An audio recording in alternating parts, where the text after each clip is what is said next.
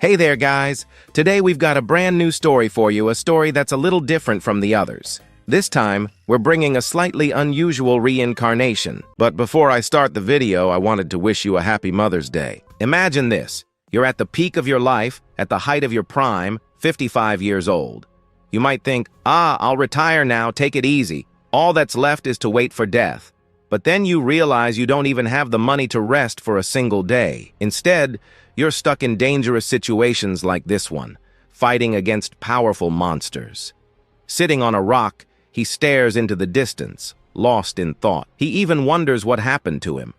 At 55, he had imagined he would be by a fireplace, in a peaceful place, just watching time pass. But no, here he is, facing off against these monsters. His whole life he was a failure, and it seems these creatures won't even let him catch his breath. Right in front of him, 3 monstrous heads emerge. He sighs and slowly gets up, lazily stretching. He just wanted to rest for a bit and take in the fresh air, but it's no use. The creatures have already surrounded him. The moment they spot him, all the dragons in the area charge at him, aiming to bite him. The protagonist, weakened but not yet defeated, grips his sword tightly and moves toward them. Of course, he refuses to be left behind. After all, every player of his generation has been called the Sword Saint, the God of Swords, or some other grand title. But to everyone else, he was just an old man with a sword. At best, a mere swordsman. That was the only recognition he ever got for his past fights against formidable monsters. And even that wasn't enough. Now, let's go back a few years. There he was, face to face with a monster gripping his sister by the head. At that moment, he could do nothing. Kneeling, he watched as his teacher was held by the creature as well, blood dripping from her wounds. Even in that dire state, she begged him not to be afraid. His teacher was still alive, for now. She only asked him to run, but just as she spoke, something red and suspiciously liquid-like splattered through the air toward him. In the end, he saw his orphanage teacher leaving him behind as he lay on the ground. Not far from him, another mutant monster bared its massive fangs, ready to devour someone else. He saw them all, his fellow orphans, familiar faces, falling one by one. They were all killed by these monsters. Everyone he knew was gone. The scene shifts. In the sky, a great crack appears.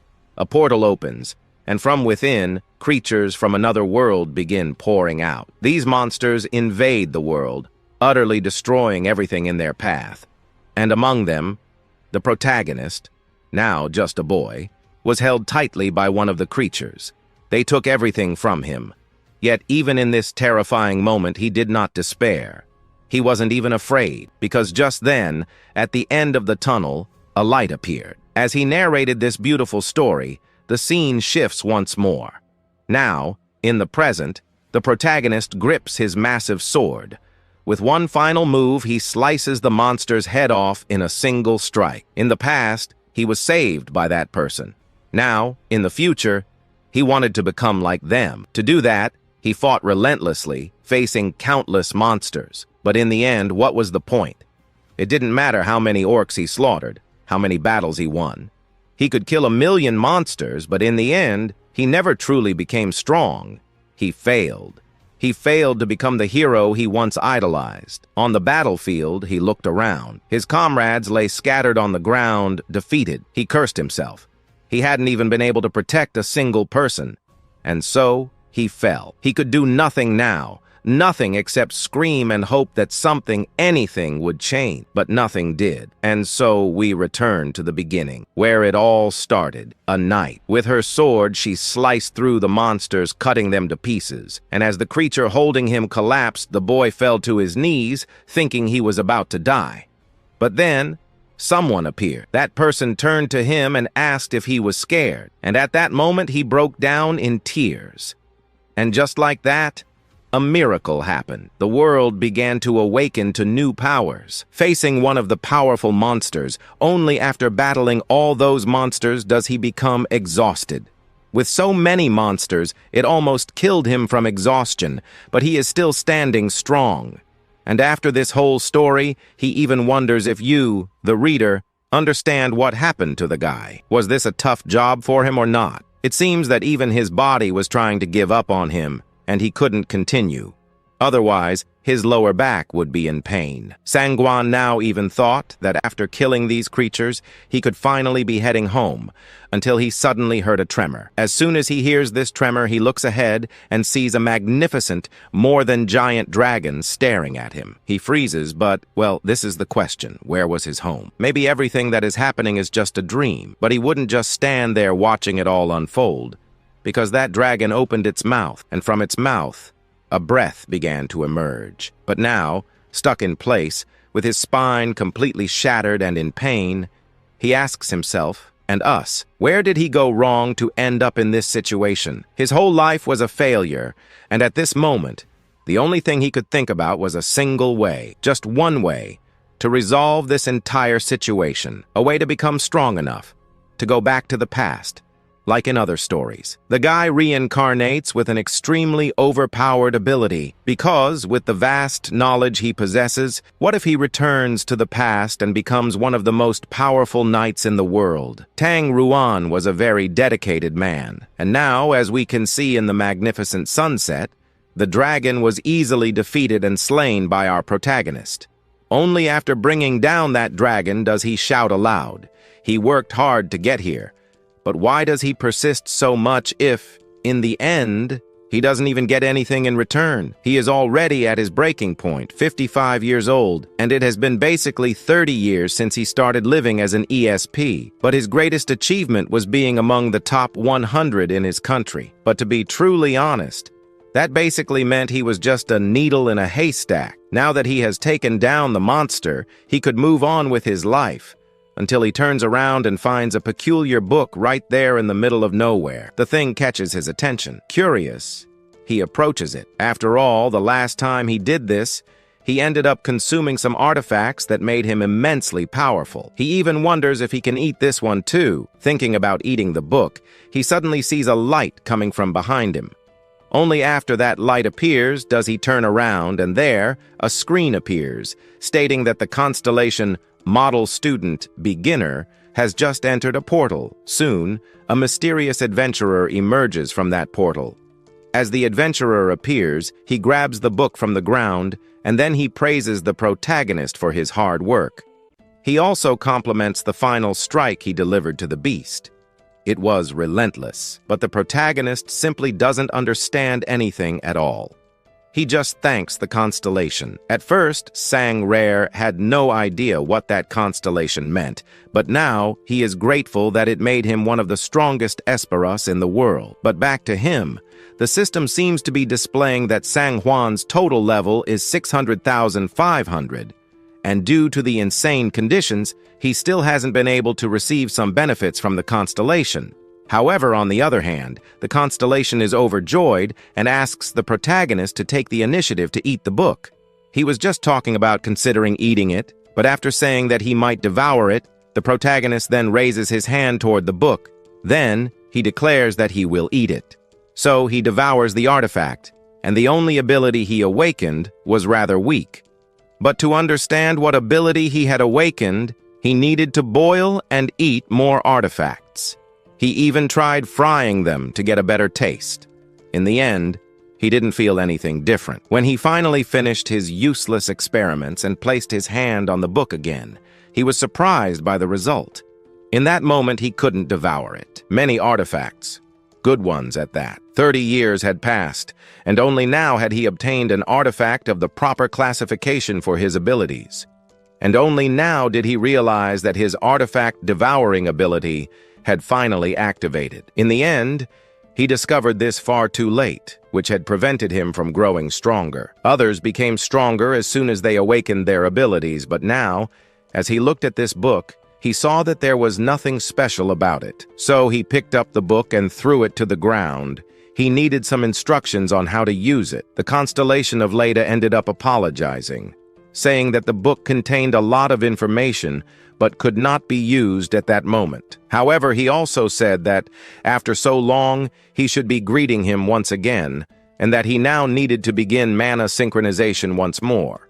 He needed time. Turning to the constellation, his eyes filled with tears, he asked, "Time." The man was already on edge. Any minute, any sneeze, and he could die. But if by any chance he had some grandchildren, then he could pass all this power on to them. In the end, however, the constellation apologized again, saying that it was not possible. The protagonist simply replied that it was fine, but from the moment he was born until now, his life had been full of regrets. He even remembered that hunter who had come back to help him.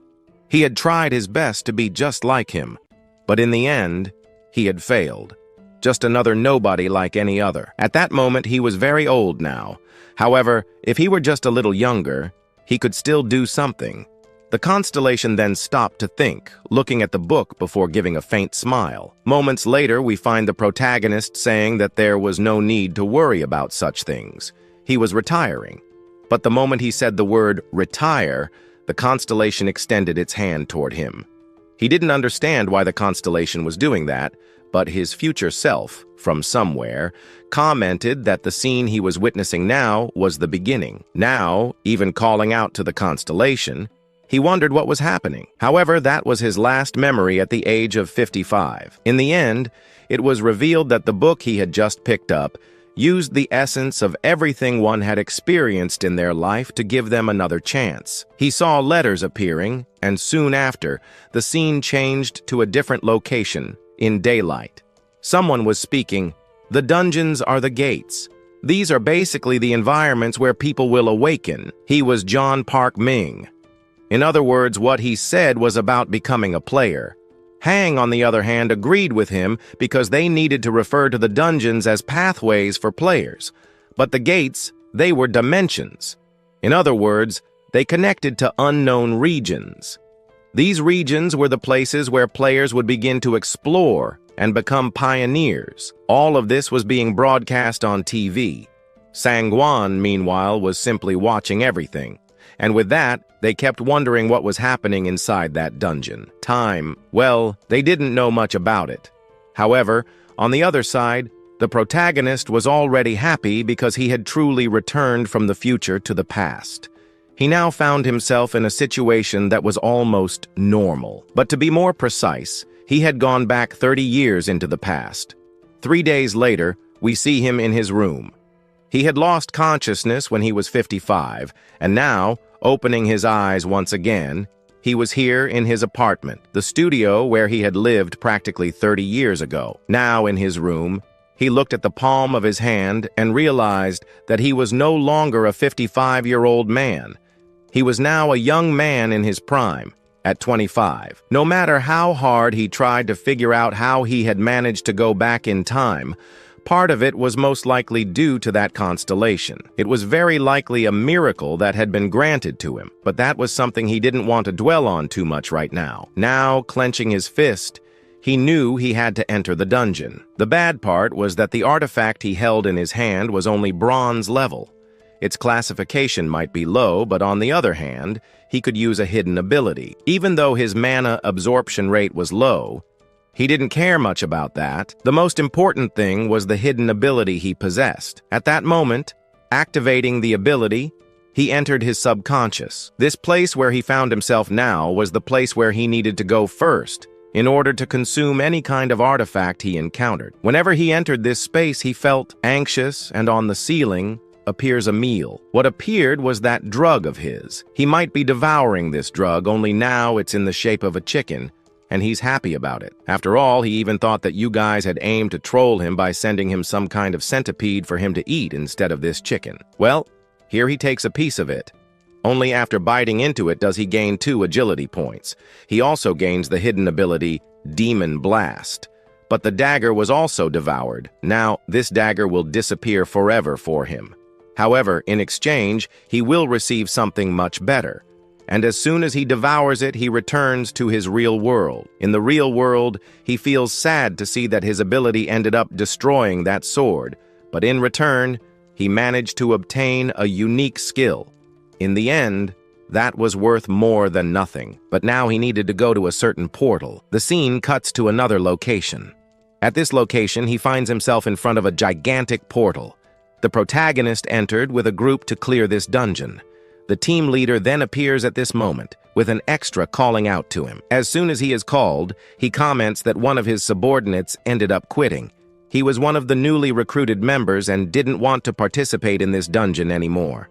The leader tells him not to worry. Most likely, the guy will just join another player team. He doesn't understand why someone would want to leave the adventurer career to become a player. He gets furious that the leader let that guy leave his team. And to make things worse, the guy hadn't even finished Game Academy yet. Like it or not, that adventurer was part of his team. Now that he left, his team would be a bit unbalanced. But at this moment, the team leader approaches him in a completely non-threatening manner. He asks him to stay calm. After this non-threatening atmosphere, the doorman then leaves. As soon as he leaves, they start talking about a few things. Nothing interesting. Then, the protagonist is introduced, entering the scene and saying that he will be working with them today. For Sang Hwan, this will be his first player test. And at the moment he says it's his first time, we see everyone's faces. The doormen already understand what's happening to him. Meanwhile, the players take on a slightly menacing look. Sang Hwan approaches the portal more and more and notices the enormous pressure coming from it. He even wonders if these guys were trying to troll the protagonist inside the dungeon. Whether they were or not, they didn't hide their expressions. But finally, when they arrived, the leader approached with a happy face, thanking Sang Hwan for joining his team. But the leader changes the subject and asks him what his weapon is. If it would be that spear there, that long weapon. The protagonist replies that yes, it is. After all, he studied on YouTube how to perform faster movements. The leader, on the other hand, comments that this weapon is difficult to use. But the protagonist replies that there's no need to worry. He can protect himself. Since the boy has a spirit, he shouts for everyone to get ready, as they are now about to enter the dungeon they just found. And as soon as he says this, all the players decide to enter the dungeon. After the last one enters, Sang Hwan, we see from behind the leader, who doesn't understand what the protagonist is trying to do here. After all, studying how to use this long sword on YouTube, that was ridiculous. What he just said was basically total arrogance. Since it's his first time, he doesn't know the real danger inside the dungeon. But the leader doesn't worry, he knows what will happen inside. This is the dungeon of Zor. It was like a wall of lamentations for new rats. It was basically his territory. As soon as he entered, he smiled, but his smile turned to despair, because that stupid idiot was stronger than they had imagined. Everyone in the group is surprised as with just a few moves, he managed to take down each of these orcs. So now, he was wondering, who exactly was this guy? He stands in front of one of the superior orcs while sheathing his sword. The superior orc was killed with a single sword move of his, but to tell the truth, he had never even experienced anything like this before. This scene here left him quite surprised. While commenting on it, we came upon the dreadful hour, witnessing from our protagonist's perspective. Look, monsters appear mainly in games and movies and in fantasy settings, and for them, many already knew their power. Many even tend to be prejudiced against orcs because orcs are very weak. Of course, compared to other monsters like dragons. In exchange, they are weak but quite stupid and idiotic. That's why new players who are arrogant end up underestimating them, which is also their mistake. The characteristic of orcs is quite simple. On average, these orcs are 2.5 meters tall and weigh almost 200 kilograms, but their defining trait is simply strength. With a single hand movement, they can destroy any player, and for this reason, Zor is given the nickname the Lamenting Wall. Now, let's go back a few minutes. They were walking through this dungeon. As they moved through the dungeon, a player appeared, commenting so that the protagonist wouldn't get too happy because he wouldn't receive any bonuses. Besides, no one is kind to newbies. However, the protagonist said he would do his best until the player asked him not to do his best, but instead to do good. Knowing this, the protagonist then asks a rather unusual question, whether he could fight the monsters head-on. Until then, he wondered why he wanted to fight head-on, but he didn't have much time for an answer. Looking back, he is surprised by one of the orcs holding an axe. This might be his first battle since he returned.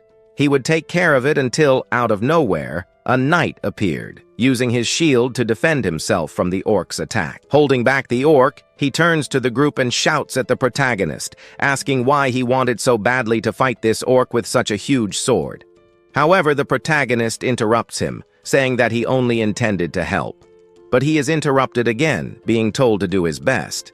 Then, the knight asks him to watch closely, but before he can do anything, the orc makes another move, this time aiming directly at the adventurer. Then, out of nowhere, Rawl appears, and with a single motion, manages to push the orc backward, making it fall to the ground. Now that the orc is on the ground, he asks everyone to get organized, and so they do. At this moment, as they regroup, he warns them to be prepared because this guy was strong. The orc approaches again, but as it makes a move to attack, the leader uses his shield to defend himself. Only then does he grab his sword and thrust it into the orc. With this movement, he realizes that the sword got stuck inside the orc. The whole group finds this incredible, realizing that he finally managed to kill an orc with a single move. But suddenly, the orc becomes even more furious. Now enraged, the orc raises its sword high, aiming to strike down the leader. But it fails as the leader dodges. The protagonist simply watches everything. The team leader should be the one with the highest level, but he is only at level 50. Looking at him, it becomes clear that he can't even land a single proper hit on this monster. However, each of his moves makes the orc even angrier. Now furious, the orc charges forward and strikes a blow. This time, the hit lands, causing the orc to stumble and fall to the ground. The whole group realizes that perhaps it's finally over, that they have managed to kill the orc. As soon as they kill the orc, the leader loses all focus, turns to the group, and says that it was nothing. The group even thinks that the leader would be able to handle all the orcs in this place. But saying such a thing, then a roar is heard from deep within. That roar came from a massive horde of orcs emerging from a room. At that moment, seeing this enormous number of orcs, the entire group freezes in disbelief. They can't believe that so many orcs exist in this place. The leader, watching this, thinks they should retreat, as it would be best for the group's safety. However, the leader does not even know what level. He wouldn't even be able to fight against them until suddenly, the protagonist appeared in the background, saying that he could give it a try. Everyone was surprised. Some even began to think he was being too arrogant. The leader, on the other hand, upon hearing this, thought he was being an idiot. So he tried to give him some encouragement, telling him that he didn't need to, until the protagonist ran past him. Sang Huan advanced, while his group thought he had rushed ahead to get himself killed with his sword. But then, he made the only move. His first move, he managed to kill one of the orcs. However, there were still many more. But that alone was enough to leave his entire group in shock because Sang Huan had managed to defeat an orc. And the most incredible part of all was that, at this point, our protagonist was still at level 1. How could a level 1 guy kill such strong orcs? The orcs, upon hearing the protagonist's words, became irritated. They were offended that a mere level 1 warrior was standing up to them. And once they were face to face, they charged at the protagonist. At that moment, the protagonist revealed that he might be low level, but he had a lot of combat experience. And he proved it, because with a single sword strike, he not only cut through all the orcs in front of him, but he also managed to take them all down. But then, a stronger orc appeared. This one managed to strike down the protagonist, or so it thought. However, our protagonist dodged to the side. Sang Huan evaded the attack, then simply lifted his sword, clearly slicing off the orc's arm and continuing to cut through other parts, ultimately killing it. He then revealed that, as a kid, he used to wipe out orcs like these. His entire group was stunned to see that Sang Huan had actually defeated a high-level orc. At first, he had said he wanted to fight. And maybe what he said wasn't just a joke, but there was still one orc left. The protagonist prepared himself, for this next enemy was an armored orc. This orc, now angrier, approached the protagonist. Once he got close to Sang Huan, He lifted his sword and attempted to strike, but the attack only hit the ground because Sang Huan dodged it. In midair, the protagonist was already preparing his counterattack. The moment he was ready, he struck one of the orc's weak points. That single strike was enough to bring the orc down. After defeating this orc, the leader appeared. He was surprised to see that the protagonist had landed a blow on the orc's most resistant area, which was why the attack hadn't worked completely. The orc prepared to attack the protagonist again, raising his sword once more. However, the protagonist found this all too dramatic. After saying this, the orc suddenly froze in place. He had ended up being affected by that demon black ability, which Sang Huan had acquired when he consumed his sword. The orc stood there, unable to move. The attack had almost hit the protagonist. Now, facing him directly, Sang Huan told the orc to stay right there.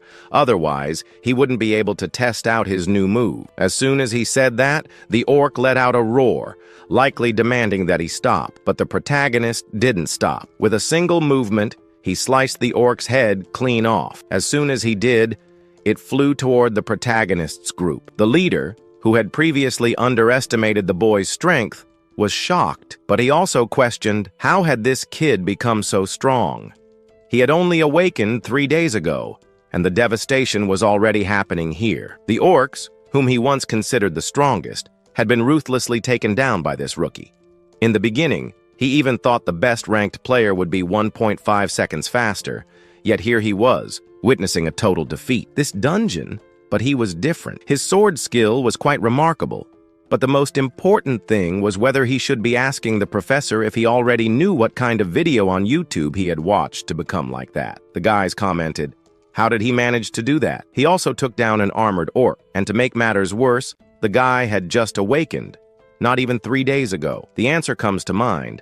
Where did he get so many skills?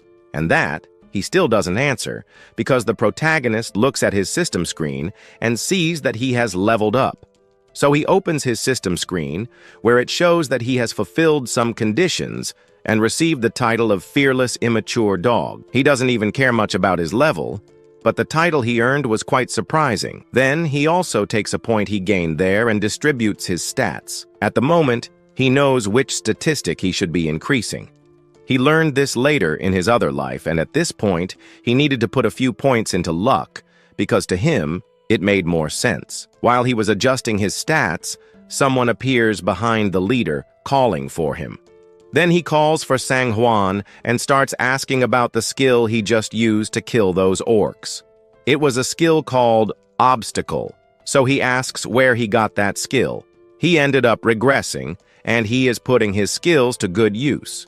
To this, he reveals to the leader that he acquired this skill as soon as he woke up. The moment he says this, the leader approaches, and there he scolds the protagonist, because what he is saying doesn't make any sense. For that, he needed to answer with absolute certainty where he got that skill. He even asks if he is sure, especially since he doesn't have much luck. And he even has a diamond-class artifact. He could also verify it himself. The moment he grabs that sword, he opens his system screen and sees that the protagonist's sword wasn't a rare sword, but just a common greatsword. Throughout his life in this dungeon, it was the first time this had happened to him. But also, in the end, he didn't have a skill as good as that. Despite being at level 50, the actions of today would have consequences. However, while he was thinking about what he should do, someone calls for him. It was one of the adventurers who asked him to go see the boss of this place. Then another one appears and asks if the leader really wanted to go in there. He said yes, so they intended to go inside. But before he could do that, he turns to the protagonist and thanks him for killing the weaker orcs. But from now on, this skill he has will not be very useful, as they will now be facing the boss. The moment he says this, he turns to leave. The protagonist, on the other hand, ends up smiling. Only after smiling a little does he remember the real reason he had regressed. The leader gets closer and closer to the boss. However, we observe the protagonist from behind, saying what would happen if he alone defeated the boss of this place. One thing that will happen, the protagonist will try to kill the boss, but in exchange, he will want one single thing from the boss. Of course, because killing the boss is very difficult. This thing was the artifact that the boss would drop on the ground. What he was looking for was the Carmine Stone, an artifact that can only be obtained by defeating a demon orc. That said, even after defeating hundreds of demon orcs, rumors say it is extremely difficult to obtain. In his past life, after his team managed to defeat a demon orc, his team was lucky enough to obtain this Carmine Stone. Sitting there, exhausted, he looks up, and that's when the monk appears holding that Carmine Stone. People asked where he got it. He didn't care about that, because if they put it up for sale on the black market, they would make a huge amount of money. Since possessing the Carmine Stone is practically the artifact of delay ability. Upon hearing the word delay, he is surprised because that was the thing he needed for his ability to awaken, and he remembers it very well. From his memories, this team here makes everyone not even a team. In the end, the items that are dropped are divided among the whole team. But if by any chance they ask, would it be too arrogant to want to take the boss's main artifact? The leader, hearing this, remains silent, but he realizes that the important thing is that he needs to obtain this ability now, as it will be very useful for him in the future. But at this moment, he thinks that most people look down on new players. In the end, they are always seen as arrogant or something like that, and at the same time, no one ever really takes what the protagonist says seriously. Only after this does he ask himself what he was trying to do. He could clearly enter there, but he would die because he couldn't just assume he was strong just because he had killed some orcs. That was nothing. However, the leader asks him to calm down, and then the leader tells him to do whatever he wants. However, this would only happen if they failed to defeat the boss. Only then could he enter the dungeon on his own, kill the boss, and get the items for himself. And so, the whole group reorganizes to enter the dungeon. However, the protagonist needed to leave the team. He even thinks it's too easy, so he ends up saying that he needs to leave the battle. The group agrees with what he just said, and then he follows the path ahead to enter the boss's hall. The leader, at that moment, was irritated to see that this arrogant newbie was showing off too much. Just because he was new and strong, he thought he could be better than him. He wouldn't let that happen. To prove it, he would enter there and show the protagonist that combat experience is what truly matters. The protagonist might be arrogant, but the leader would show him who was really stronger. So he reaches the door and opens it. The moment he opens the door, he is surprised to find the boss inside. The boss was emanating that usual aura. Meanwhile, below, we see that they had just entered the boss's room. Among them, an orc gets furious, as this is a superior orc. Its classification was high. However, the whole group asks everyone to prepare because the battle would be more than worthy. And besides, they had a little trick to defeat this boss. They didn't need to worry. They just had to attack its weak points. To defeat it, they only had to keep circling. For a solo player, this was a joke. Sang Juan would basically be humiliated by this boss. So he tells his group to prepare. Only then does everyone run toward the boss. Just a minute later, he wakes up, not understanding anything, as he was easily knocked down. Now waking up, he gets up and asks himself what really happened. At first, the protagonist even thought they would be able to defeat the boss, but he didn't think they would be so stupid as to attack a monster like this head-on. Lying on the ground, he tries to get up, but one of his companions asks him to retreat. If he stayed here, they would all just die. But now, looking at this orc and those previous orcs, why were they so strong? Besides, he had even paid a good amount to get some basic tips from some people on how to defeat the boss easily. But in the end, it was almost useless. Now, he tells everyone to retreat. Sang Juan, immediately after, looks pleased. He smiles. The leader, looking at him, finds him a bit foolish. Another even thinks that maybe the protagonist could be strong. So, telling everyone to retreat once and for all, we see him passing by Sang Juan. Only then does he ask the protagonist to proceed. Only then could he finish off this boss. As he passes by, he tells him to finish the boss. If he didn't, then the leader himself would take care of the protagonist. The protagonist grips his great sword, then tells him not to worry. After all, Today he needed this thing. If he died here, it would mean he was a failure. After holding his sword, he heads toward the boss. The boss, upon seeing him, starts running in his direction to catch him, but the protagonist stands still. After all, if he were to compare his strength to this orc's, he would never be able to defeat a monster like this.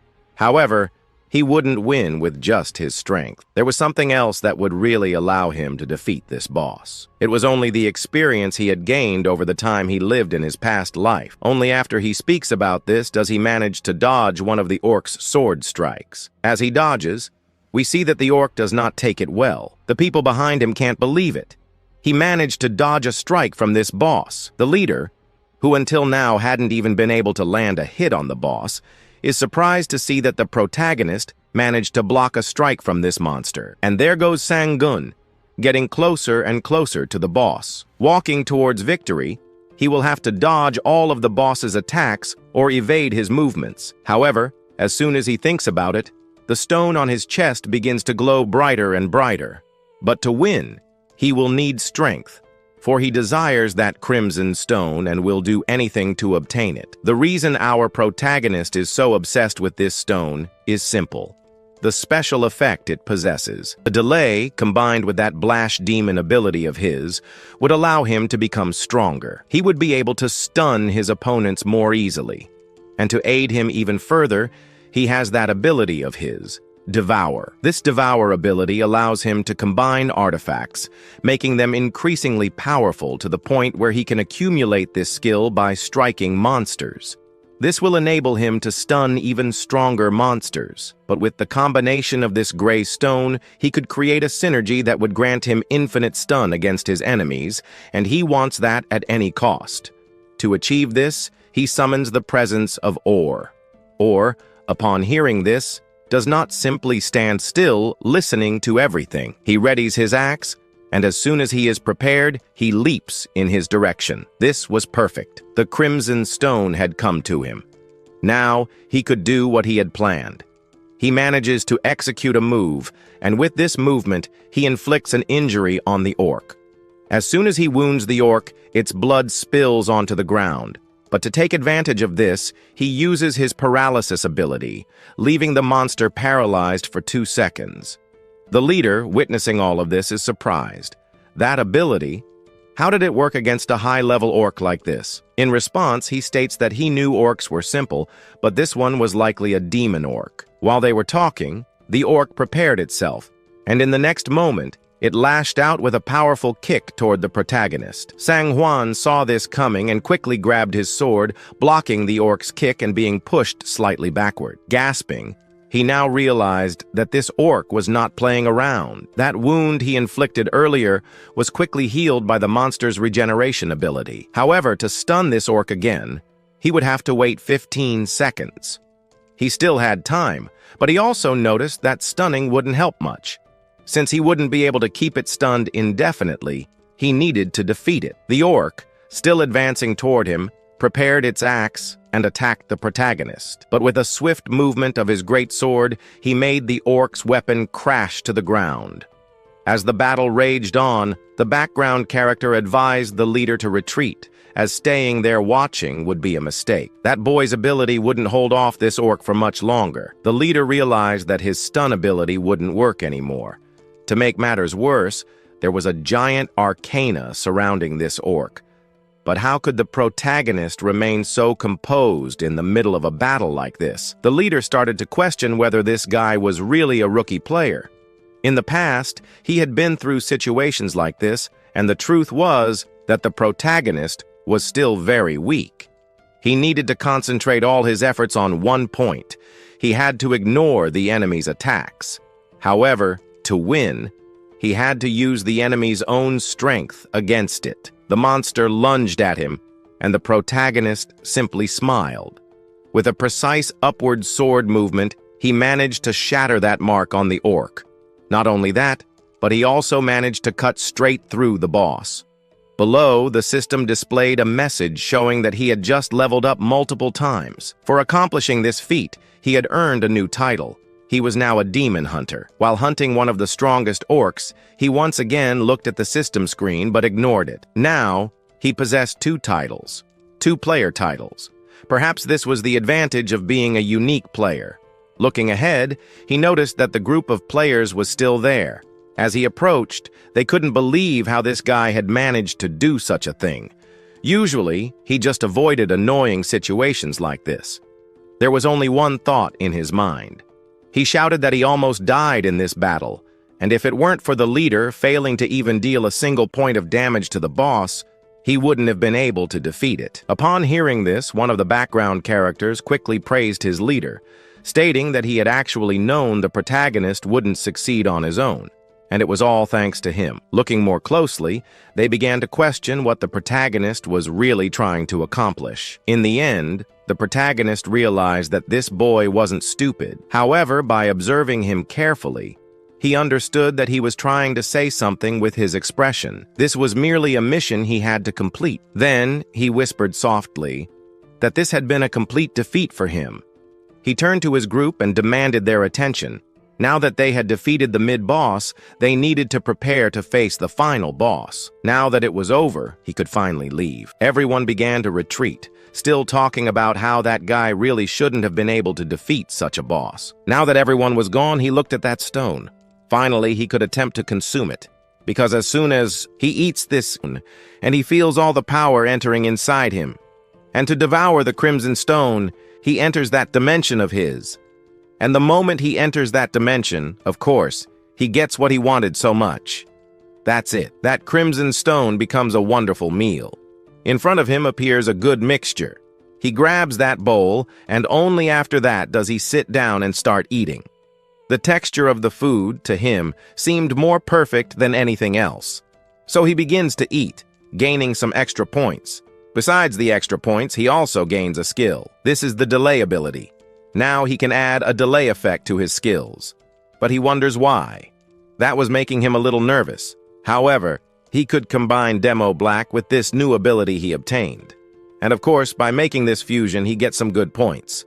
Now, using this skill on any monster, the first attempt will have a 90% increase, the second 60%, and the last 30%. And after seeing all of this, the system expels him from that dimension, bringing him back to the original dimension. He is surprised. The total increase is guaranteed in 4 seconds. That is incredible. After all, in the beginning, he thought this was possible only theoretically. However, he wonders if this could work in another mode. But before he can do anything, Lair appears from behind and asks if he could talk to him. And so he tells him that his team was already facing the final boss, the Arbasaka. At this point, Sang Huan asks if he needed his help to defeat this boss, but he is surprised when he hears no. That leaves him shocked. But also, he would be a failed leader if he didn't use his protagonist as a member of his team. In the end, he asks him to join his team. However, Sang Huan, on the other hand, asks to leave the more dangerous things to him because that was what he enjoyed doing the most. But before he can continue, one of the team members appears, asking if they were ready to face the boss. The protagonist says yes, but he looks at the protagonist with a disgusted expression and asks him not to get too arrogant. However, they tell him to calm down because they were already in the final stretch. Leaving there, he arrives at dungeon number 85, the boss's chamber. At this moment, as they enter, we see the fierce boss. This boss was there, kneeling, but he wasn't kneeling because he wanted to surrender. It was because he hadn't even found a worthy opponent for the final boss. Now that they have entered this place, we see everyone ready to face this monster. The leader then asks Sang Huan to go first and deal with the monster, but the protagonist asks him to stay behind. Facing this boss, he notices something. This berserker boss has a very high weakness to stun abilities. So in the end, he realizes that defeating this boss will be easier for him than defeating any other boss. He won't have any problems at all. Then he starts running, but as he does, we see the berserker boss acting even faster. He rises and rushes toward him. Stopping for a moment, he starts thinking.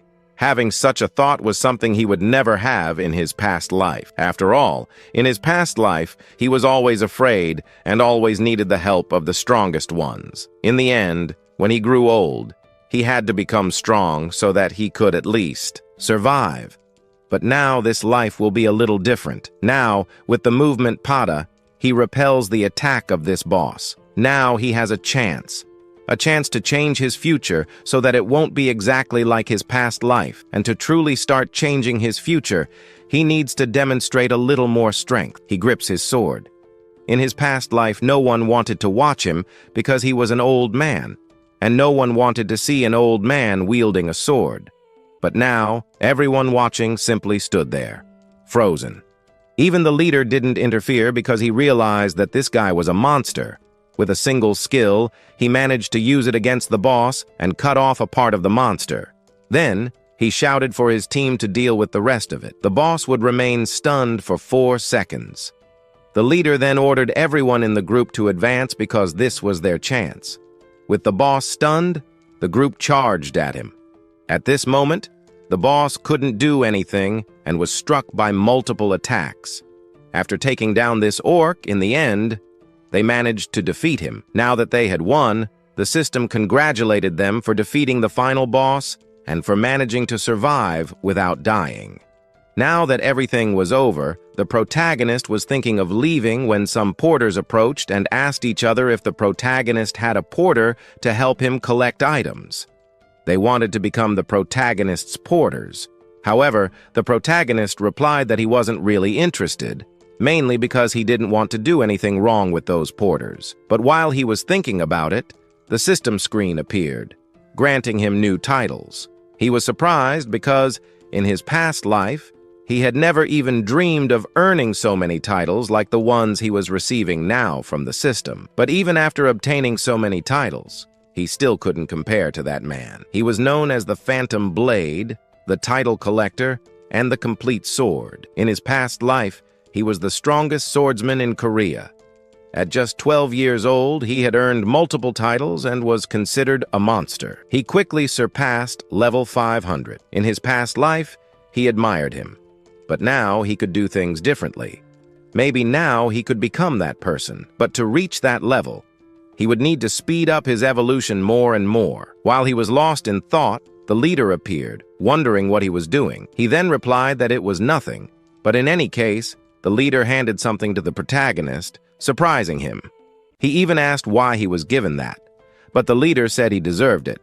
After all, it was just a bronze-class item, so he couldn't afford to be picky about keeping it. What he gave the protagonist wasn't something expensive, but rather something he gave because the two of them would probably never meet again.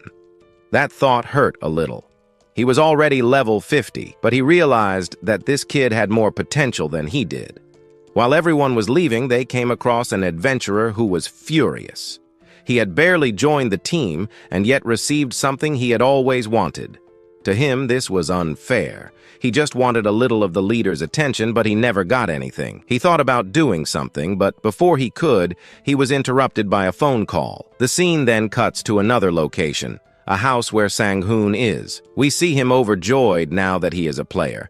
But what makes him truly happy is that he received a huge sum of money because he managed to clear the dungeon completely. Besides the bonus he received from the leader, he also got the Orc Berserker ring. Even though it was a bronze-class artifact, it was still surprising to see someone giving him an artifact that was quite decent for him. He understood that it was bronze, but most players would be without mana. Ru, upon launching his sword at the moment he repeats that phrase, ends up remembering that there was something there. He only discovered his greatest ability after 50 years.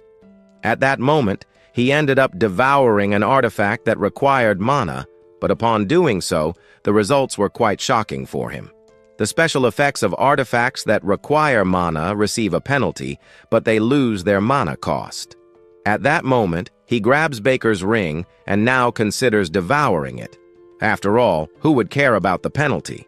Besides, the more abilities he had, the better for him. While he was devouring it, a commotion arose as that adventurer appeared, furious to see that guy defeat one of the strong bosses in just a few seconds. However, while he was shouting, he was surprised by another adventurer. Well, at first, he thought that everything the other was saying was just a way to set up revenge against the protagonist in the future. At first, the adventurer denied it, but in the end, He admitted that was exactly the case. He just wanted to do some business with him. Only after revealing everything did he give a slight smile. The moment he smiled, something happened. After that, another adventurer appears, questioning what they think he is. The price for doing that was way too low. If they really wanted him to hunt down the protagonist, the money had to go up. Otherwise, he wouldn't risk his life for anyone. However, after all that, the reward was increased. Only then did he ask where that guy was. The scene shifts to the protagonist climbing a mountain. Now that he had arrived, he stopped to rest a bit. However, he ended up feeling nauseous after eating some things that didn't sit well with him. But aside from those small negatives, he always believed there had to be light at the end of the tunnel. The sword he held gave him a great advantage. At the moment, he decided to just hold on to that sword with nothing else to do. The protagonist thought of a way to take action. He opened the system screen and saw his first mission. His first task was to attract the attention of constellations. As a player, he could have a constellation, but choosing one required a lot of care. He needed to pick a constellation that contributed to the ability he currently possessed. Most likely, he had nothing else he could do. After all, he didn't know which constellation he should choose. So now he opted for training. He got into his car, accelerated, and arrived at another location. Stopping there, we see his bored expression. He was disappointed, because if he kept going like this, he would die of exhaustion. He spent several days training non-stop. However, after so much effort, he gained a new ability, one that allowed him to improve infinitely with any kind of sword. Any sword he picked up could turn him into a true sword master. Now he finally found a unique dungeon. He was happy to have found one, but at the same time he was frustrated because he had driven an enormous distance to get there.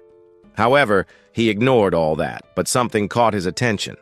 A black car in the background that made no sense. At that moment, he realized that those idiots had been following him for a long time. But for now, he didn't know what to do about those people. He decided to ignore them for a bit and deal with the dungeon first. But then, as soon as he entered the portal, the people who had been following him also appeared. Upon entering, he began to wonder if this wasn't a dungeon meant for a single player. Inside, we find the protagonist sitting on a unique stone. After all that, he revealed that they couldn't have entered the wrong dungeon. This dungeon belonged to him. He asked them all to leave.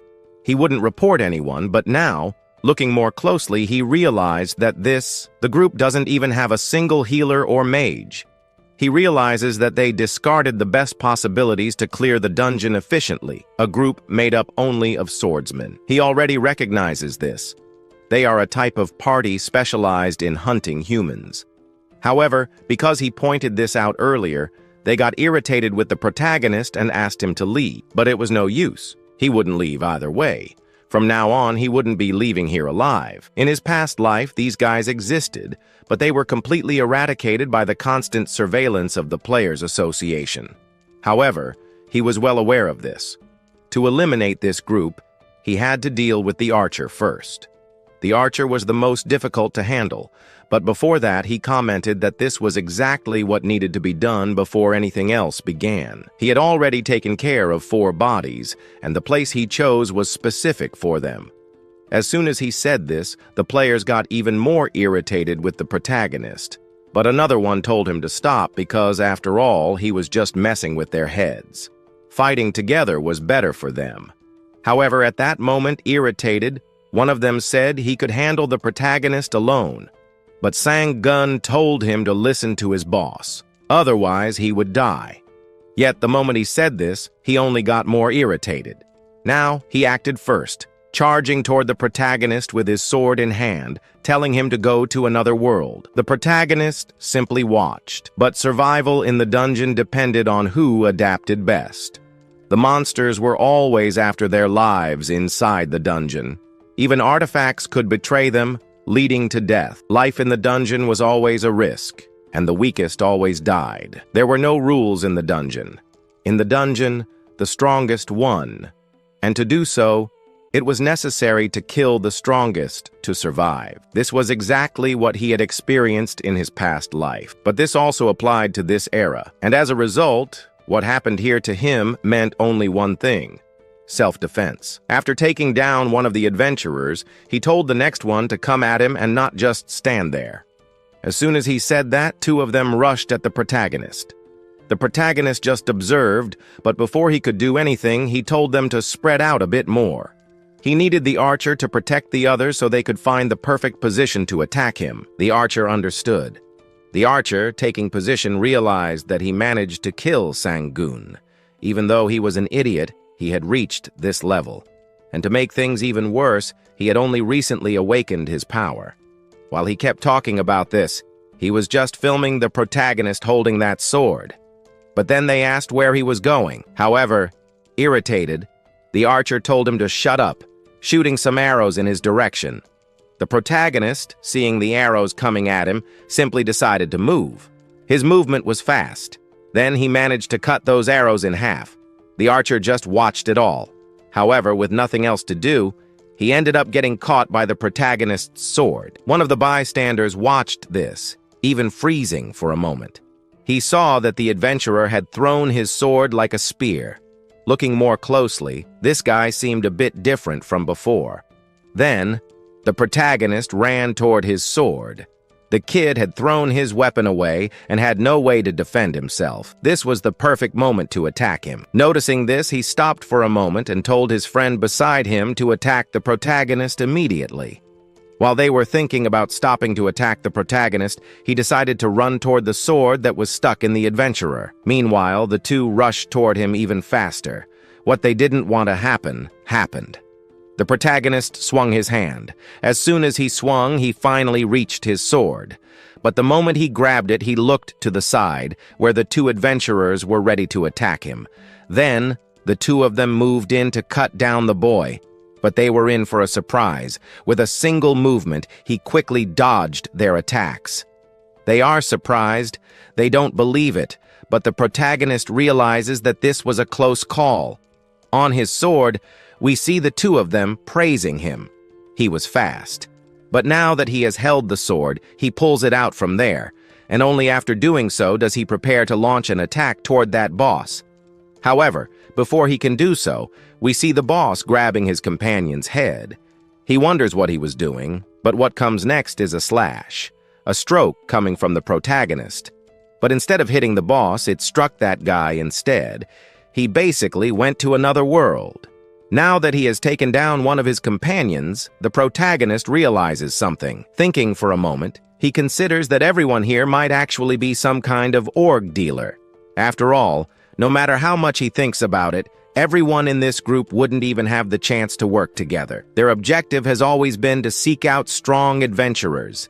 Their goal is to defeat strong adventurers and obtain some important points to apply to themselves, allowing them to level up much faster in a highly illegal way. He reveals that he can no longer lie, but what he says ends up almost confirming it anyway. He has seen a lot in the past, and now none of that means anything anymore.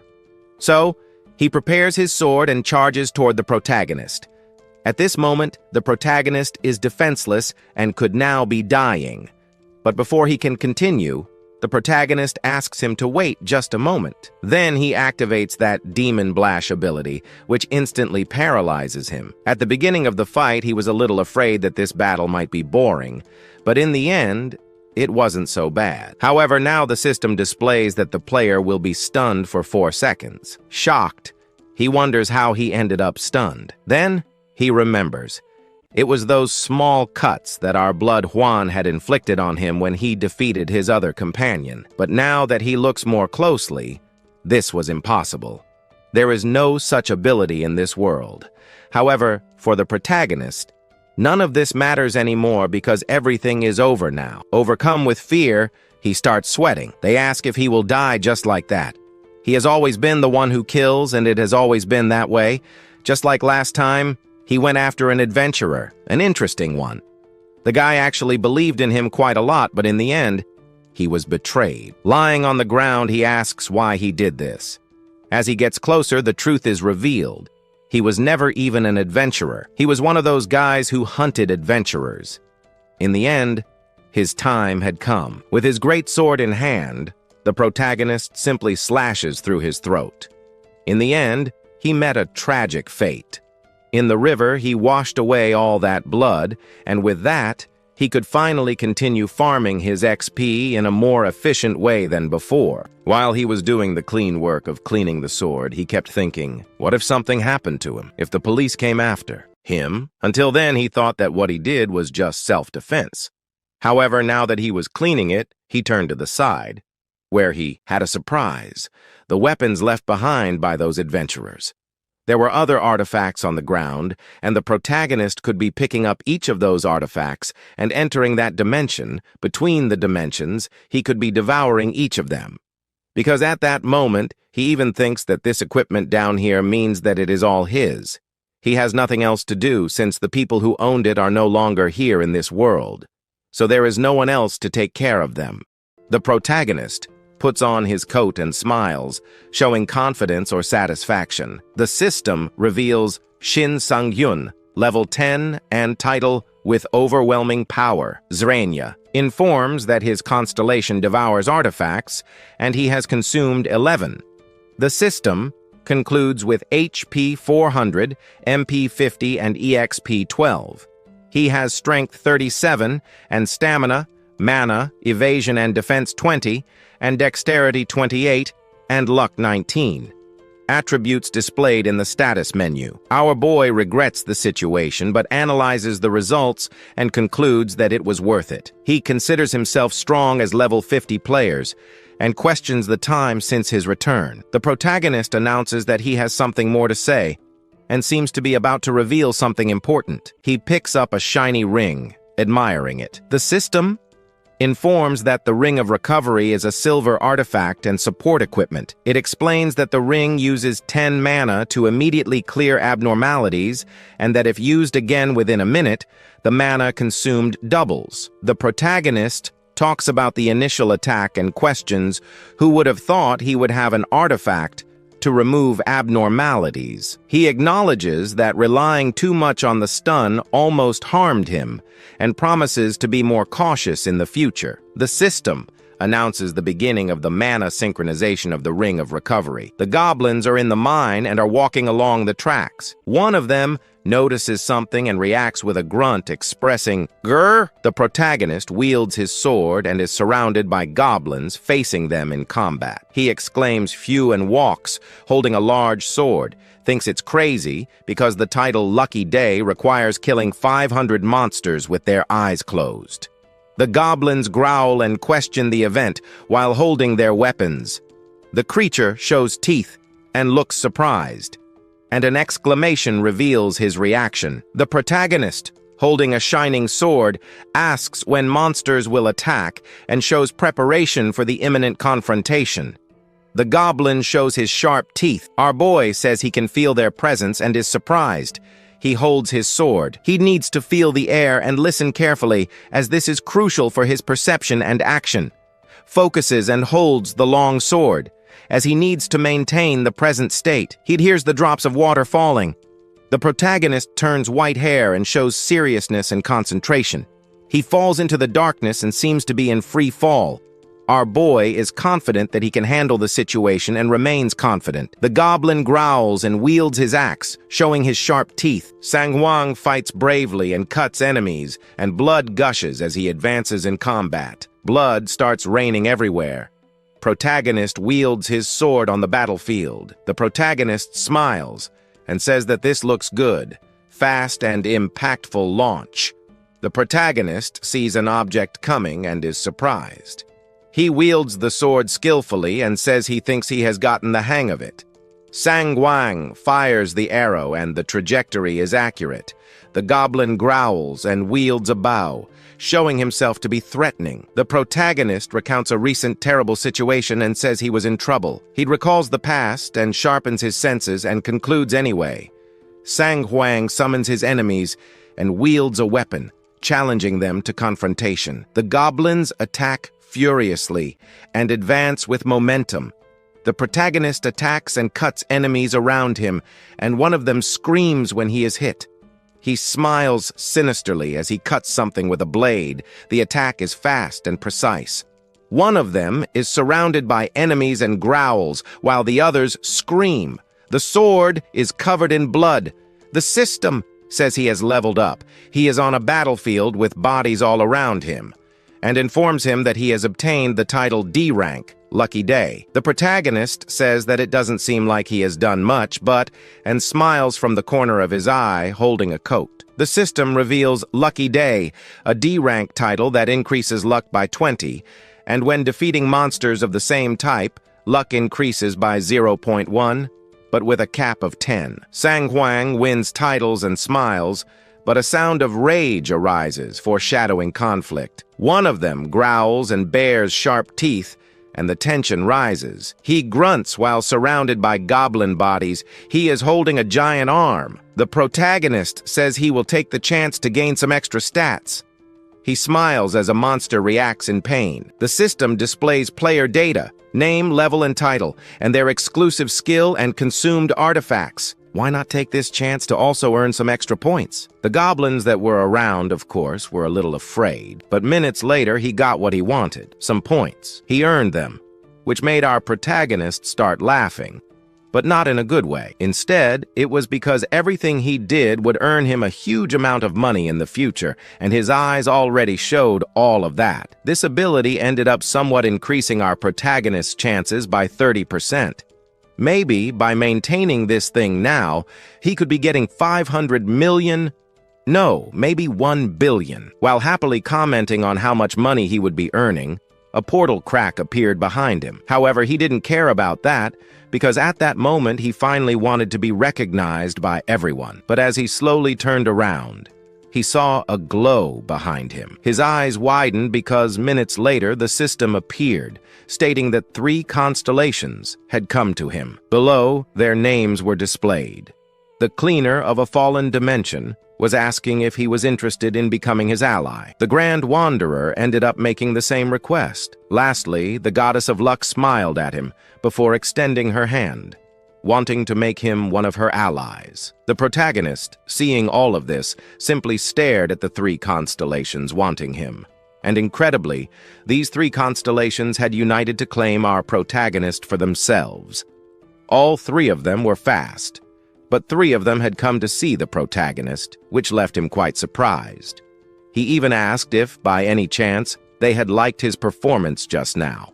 Then, one of the constellations approached him, making our protagonist initially a little uncomfortable. He even thought that perhaps he had been a bit too arrogant, such a thing he had never even experienced in his past life. But then, this constellation started saying some things to our protagonist. Was he, by any chance, interested in forming an alliance with the Goddess of Luck? After all, this Goddess of Luck was fascinated by him because she had never seen a swordsman with such great luck, leaving our hero once again somewhat uncomfortable.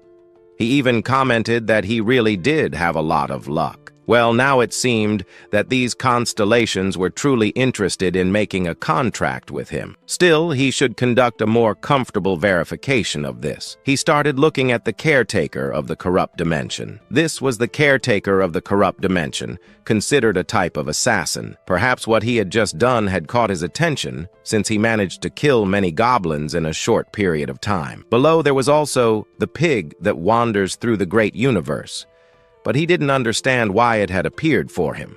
He had heard that celestials only appeared to players with a saintly disposition, but he ended up supposing that her appearance was because of him, and looking at her face, that was indeed the case. Among the celestials, she was said to be quite popular, but at that moment, as he was talking about this, the Goddess of Luck turned in his direction, and then said that the Goddess of Luck had no sense of exclusivity. She also emphasized that he could still make other choices, even selecting other celestials, which made our protagonist quite happy, because it seemed like an incredible advantage. A shooter who could fire arrows that stopped in midair and still hit his target with precision, with the blessing of the world, never ran out of arrows. This was known as the miraculous shooter. These were the greatest praises for archers, and they were all directed at Hemoth. The reason was his luck stat, which was extremely high, combined with destructive power. Some people even started suspecting that he was a bit of a scam or fraud. However, it seemed specific. In reality, he simply had two celestials with him, Hemoth, along with the one who made the impossible possible. No one else had ever managed to do that. That was the goddess of luck. But for three celestials to appear all at once, the guy even felt shy about it. Below, we found three little monsters wanting the protagonist as an ally. The young man kept thinking about what he should choose. The Celestials urged him to put aside such trivial concerns and practically demanded that he make his choice. At that point, one of the Celestials even wondered if they had misjudged the person. But the protagonist started realizing that these Celestials were very concerned with things that weren't really worth it. But now, looking a little closer, the god of luck, in other opinions, was a good choice. However, if he chose this one, there was a possibility that no other Celestial would ever appear to him again in the future, since the decision he was making here and now would change the rest of his life forever as a player. In the last 10 years as a player, only one Celestial had appeared to the protagonist. This one had been a student of the arduous development model, but, believe it or not, his appearance had literally been a ray of salvation, and the protagonist was quite happy to have him by his side now, even though he had obtained that Celestial rather late. He even believed that his future from then on would be more than brilliant. But the future he had so long awaited and dreamed of eventually arrived, and only then did he realize that nothing had changed. When he reached the final years, at the age of 55, nothing had happened in his life that had completely transformed it. For some reason, he had never been granted any benefits by a Celestial. This was a reason. This was an absolutely ridiculous prerequisite. To make matters worse, he had not even been able to use the most important power of a Celestial as a player. Not only that, but he had never even thought of using such a thing. And well, in the end, he had probably ended up regressing because of that Celestial. Should he be grateful to him then? Now he needed to be much more cautious. Otherwise, the same thing would happen again in his future. If at the age of 55 he turned out to be a failure, he most likely wouldn't be able to obtain divine power, destruction power, or luck power. Which one should he choose? His mind was a mess. But in the end, he ended up thinking of only one way out, choosing one of the Celestials. The moment he thought of this, he pressed the selection button, and the system appeared above, stating that the contract with the Celestial had been finalized. This was the god of luck. The contract was formed, and once established, it would remain intact even if the player were to die within the next 30 years. Now, a dimensional presence would be watching over the protagonist in his adventures. It advised him to be a little more careful, because now Sang Juan had the goddess of luck right by his side. Then, the system congratulated the protagonist. 3 other Celestials had sworn to ensure that their sponsored players would achieve enormous growth. This made Sang Juan more at ease. He even wondered why he was receiving so much attention. But in any case, from now on, he would be under the care of this goddess. The goddess of luck extended her hand and took the protagonist's hand. In that moment, she acknowledged him as one of her allies. Upon accepting him, the system displayed new information. With each attack landed on his opponent, a critical hit would be added. Additionally, when acquiring a high-grade artifact, the hidden effect would always be unlocked and inherited. When eliminating mini-boss monsters, there would be a chance to obtain a very high-ranking artifact. At that moment, seeing all this information appear before him, he was surprised.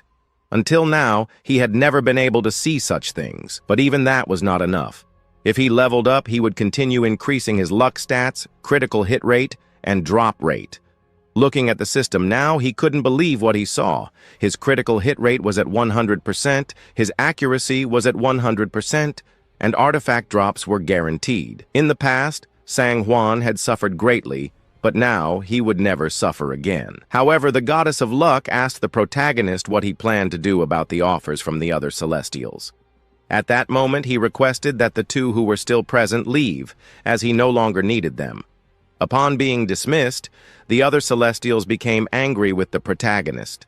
One of them issued a threat, while the Devourer also made a menacing remark toward him. On the other hand, the god of the underworld applauded him, saying that his strong sense of self was quite remarkable, making them like him even more. But the goddess of luck said that, with these effects now in place, there was no need to be greedy for the time being. He also needed to be patient, as better opportunities would arise in the future. Meanwhile, in the hall, the protagonist now found himself in a good situation, but not entirely. He was now facing an opponent with strong sword movements.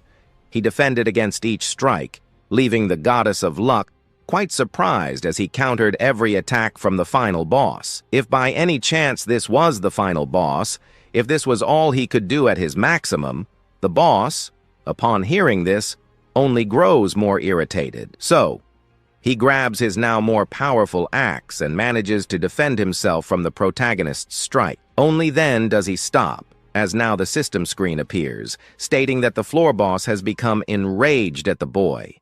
Then, with a unique axe movement, he throws the protagonist backward. The protagonist uses his sword to stop himself, but the floor boss remains furious, letting his rage take over.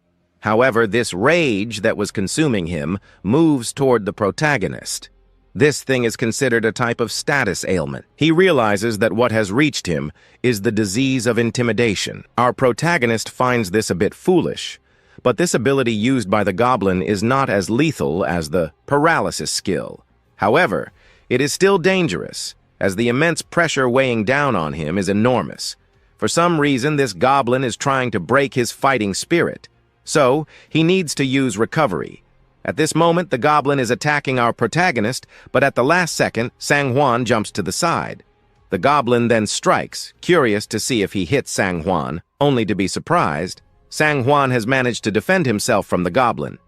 After everything, he discovers a weakness in this ability. At best, this goblin simply uses this skill to deal with small mobs, which gives the protagonist a little more confidence. Now he needs to finish off this boss as quickly as possible while also testing his new ability. Fortunately, he was able to remove the disease of intimidation that had been cast upon him by the boss. As soon as he dispels this intimidation, we see the boss completely shocked. Then, we see the protagonist charging at the goblin, and minutes later, he manages to cut it in half. The goblin even tries to use the intimidation skill again, but this time it won't work. Since he loves to paralyze others with pressure, why not do the same to him? For 2 whole seconds, the boss is paralyzed, and that is more than enough. The protagonist turns back with his sword in hand and delivers multiple cuts.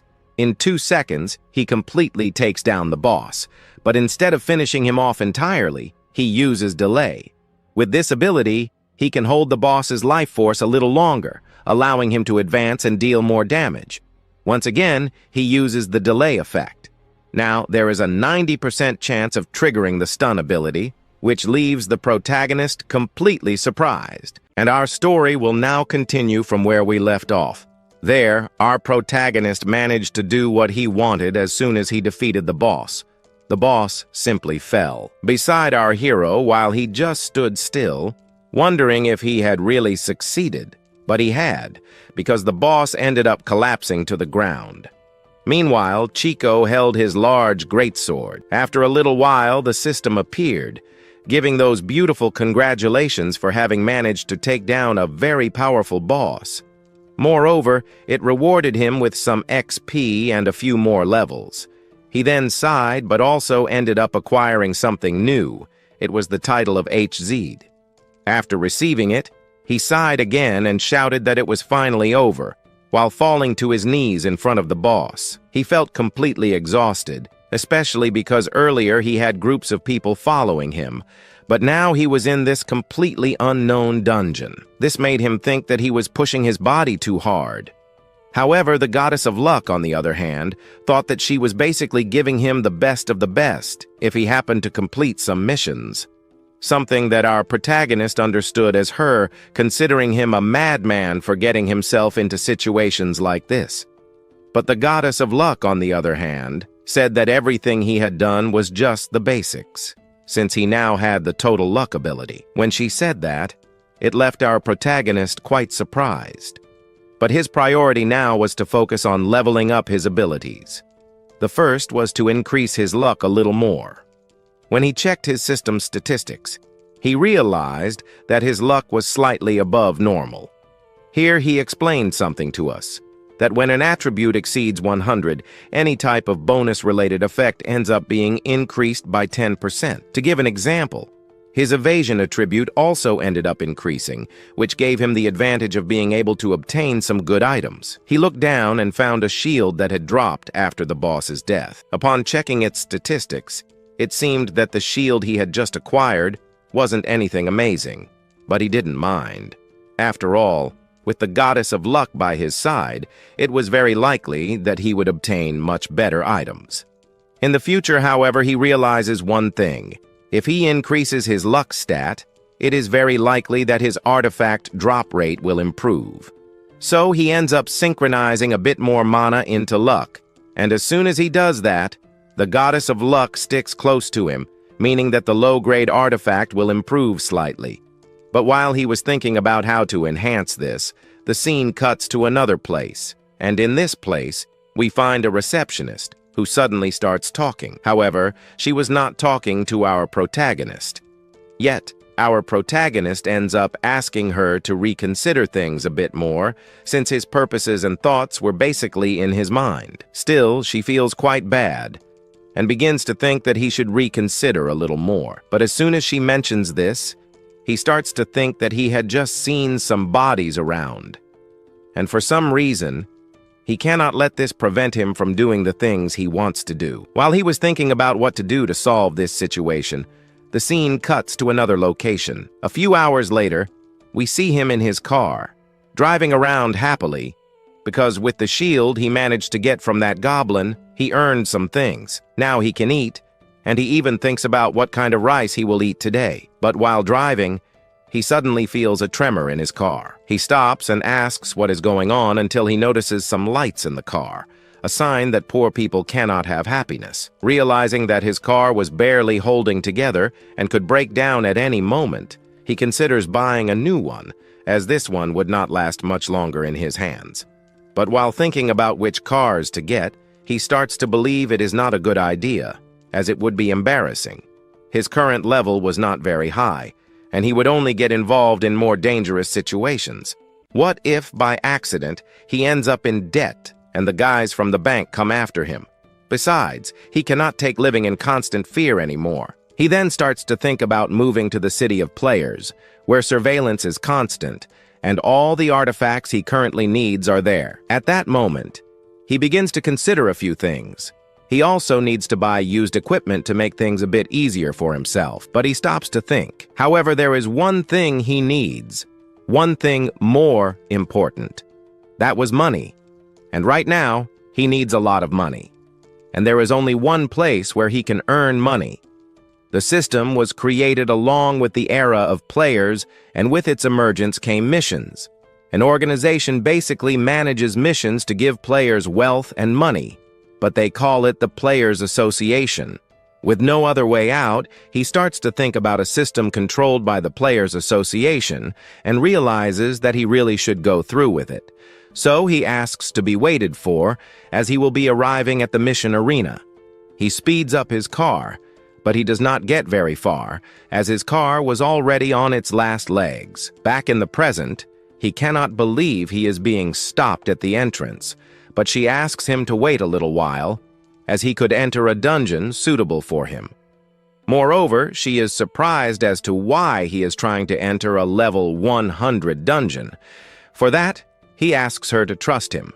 After all, he will not cause any trouble. Even though he is just some level 17 guy, he cannot do low-ranking missions, as it would be a waste of time for him.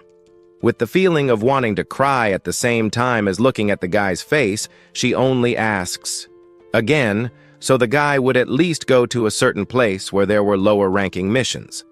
Besides, he even understood her, that many people who were level 17 also tried to enter higher-ranking dungeons, and many of them died. But he couldn't just give up now. He needed to stay strong. However, while he was thinking about what to do, someone appeared in the background asking what was going on there. The receptionist, on the other hand, said it was nothing. She ended up kind of calling for him, and at that moment, she activated that sobriety of hers and realized that his level was also level 100. She was a rank S player, and the moment he saw her, he ended up remembering a few things about Kimis. She was a sharpshooter with a precision bow. She was the first player to reach level 100 and earned the title of sharpshooter. Although her skills were incredible, what really made her stand out was that she was the daughter of the president of a biotechnology company. But what does that really mean? Kimis, the Shadow Assassin, is also known by his title as one of the greatest assassins in the nation. But there are also the Swordsmen, who are known as some of the greatest swordsmen in the X Nation. John is from the same guild, but Eden is the shareholder affiliate of the Eden Guild Corporation. In other words, she was born with the silver spoon in her mouth, having everything good and the best. While he was amazed by this, she ended up commenting that she had never seen the protagonist before. At first, she was just observing our hero, basically trying to convince her to allow him to enter an S-rank dungeon, which also piqued her interest since she wondered why he wanted to enter an S-rank mission. After hearing this from her, he simply told her that he needed money.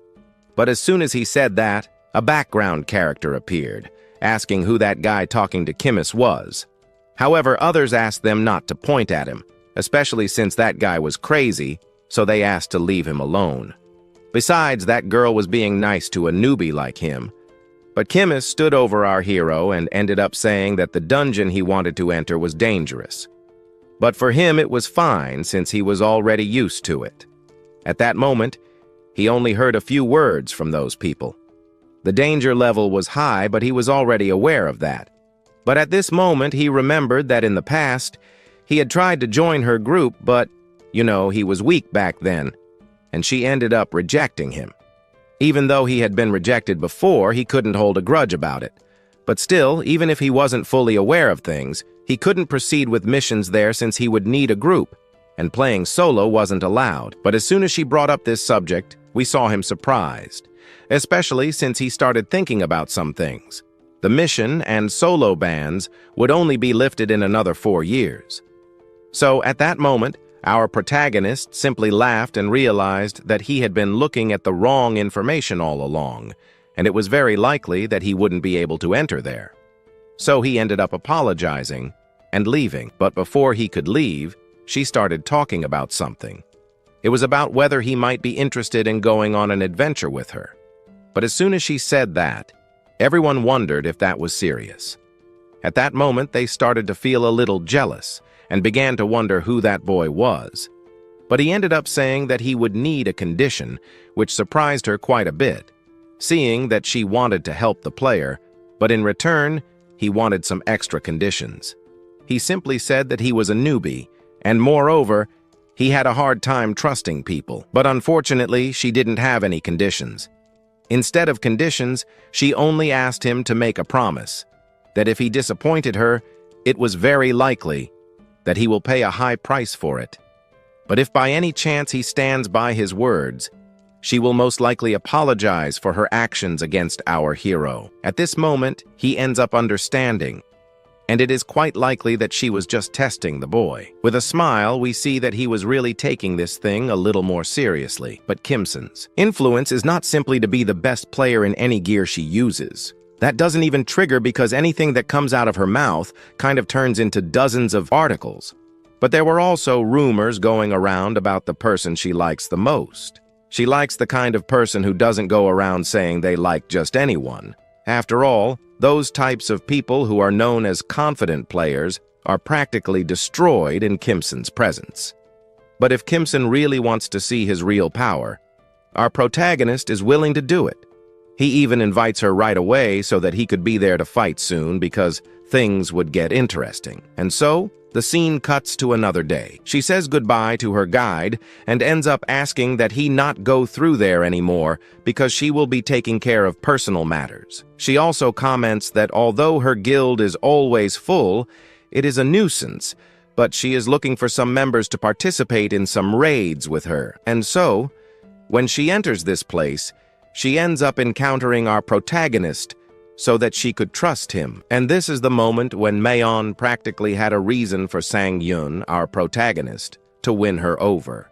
After all, in the middle of a rather crazy situation up ahead, she ended up finding a confident player in a situation where no one knew players like these were capable of achieving great performance.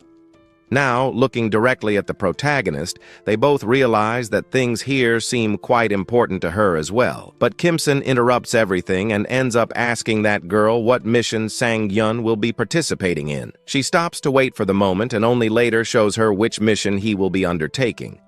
Looking at it now, she is surprised since it wasn't a collection mission. It was a defense mission. Since this type of mission requires you to defeat all the monsters approaching to complete it, there is always a general rule to always have at least one ranged damage dealer in a group of 4 people. Now she was surprised because he would be doing it alone. If she were here, he would basically be dead. Observing this whole situation, our protagonist even asks if, by any chance, she was nervous. After all, she started to become quiet and began to tremble. So, he ended up thinking she was nervous. If it was too much, he even considers gathering some people, maybe a damage dealer or perhaps a tank or other options. But she interrupts, grabbing his hand and holding it tightly. She points towards the system screen and says that the problem wasn't that since Sang-yun would be participating in a dungeon that was completely impossible to pass alone. But anyway, for basically mocking her, she accepts. And as soon as the mission was chosen, the portal would appear, and he would be sent to the mission. The receptionist from before ends up sweating all over, and only later says that if Kimson is together with that guy, then nothing bad will be happening now that that guy is gone. They start wondering if he will be able to get another discard. It was impossible since he was level 17. How was he supposedly going to deal with level 100 monsters? Besides, that player might be weak, but there's that mission where Kimson, who is a rancor hunter, is involved. But it seems that perhaps her judgment of them seems to be a little harsh. But they end up interrupting and ask if by any chance they know about the ranking system that was recently revised by the Players Association. So it ends up confirming that they know these things. And one of the first things when judging a person by their strength or appearance is thinking they are weak. But in the end, they are not, since there are still conditions to achieve a higher rank. First, the dungeon number has to be completed. Second, the general evaluation of a player should be about the person's combat abilities. But the meaning of which mission receives the highest classification means that they are ranking it because, in a dungeon fight, she manages to finish a dungeon ranked as easy. However, having a rank means almost nothing. Still, he ends up explaining that there are monsters with a higher classification than hers, but he says that this does not matter for now, especially because they are not on a mission. This means that she entered along with that guy into the dungeon alone. They wanted to be there with her too. But while they were commenting on this, our scene changes to another location. It's a defense area for their mission. From above, we see lightning coming from a tall tower on top of a rock. We find our mission here, where she is just observing the words. It is very likely that, with responsibility, if things get really dangerous, she will obviously help. But something she says ends up making our protagonist laugh at her from a distance.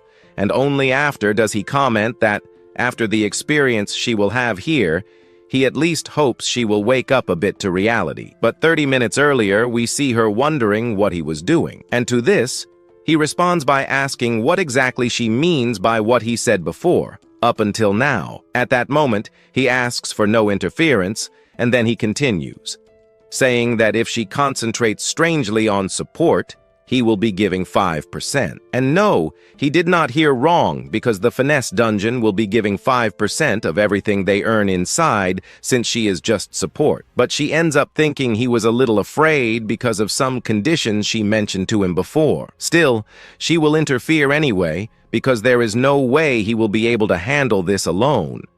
At least, if he were at level 300, he would not lose everything, and even though she is at level 100 for him, it would be almost impossible to complete the mission alone. And at this moment, as they talk about this, she turns to the side and sees the protagonist, who just asks her to stay in the background and observe. But she sighs and then says that every mistake he makes there will be 1% less of what he will receive, and if he misses 95% of the monsters, he will not receive anything. And as she says this, one of the monsters appears. However, not just one shows up, but actually two irritated monsters.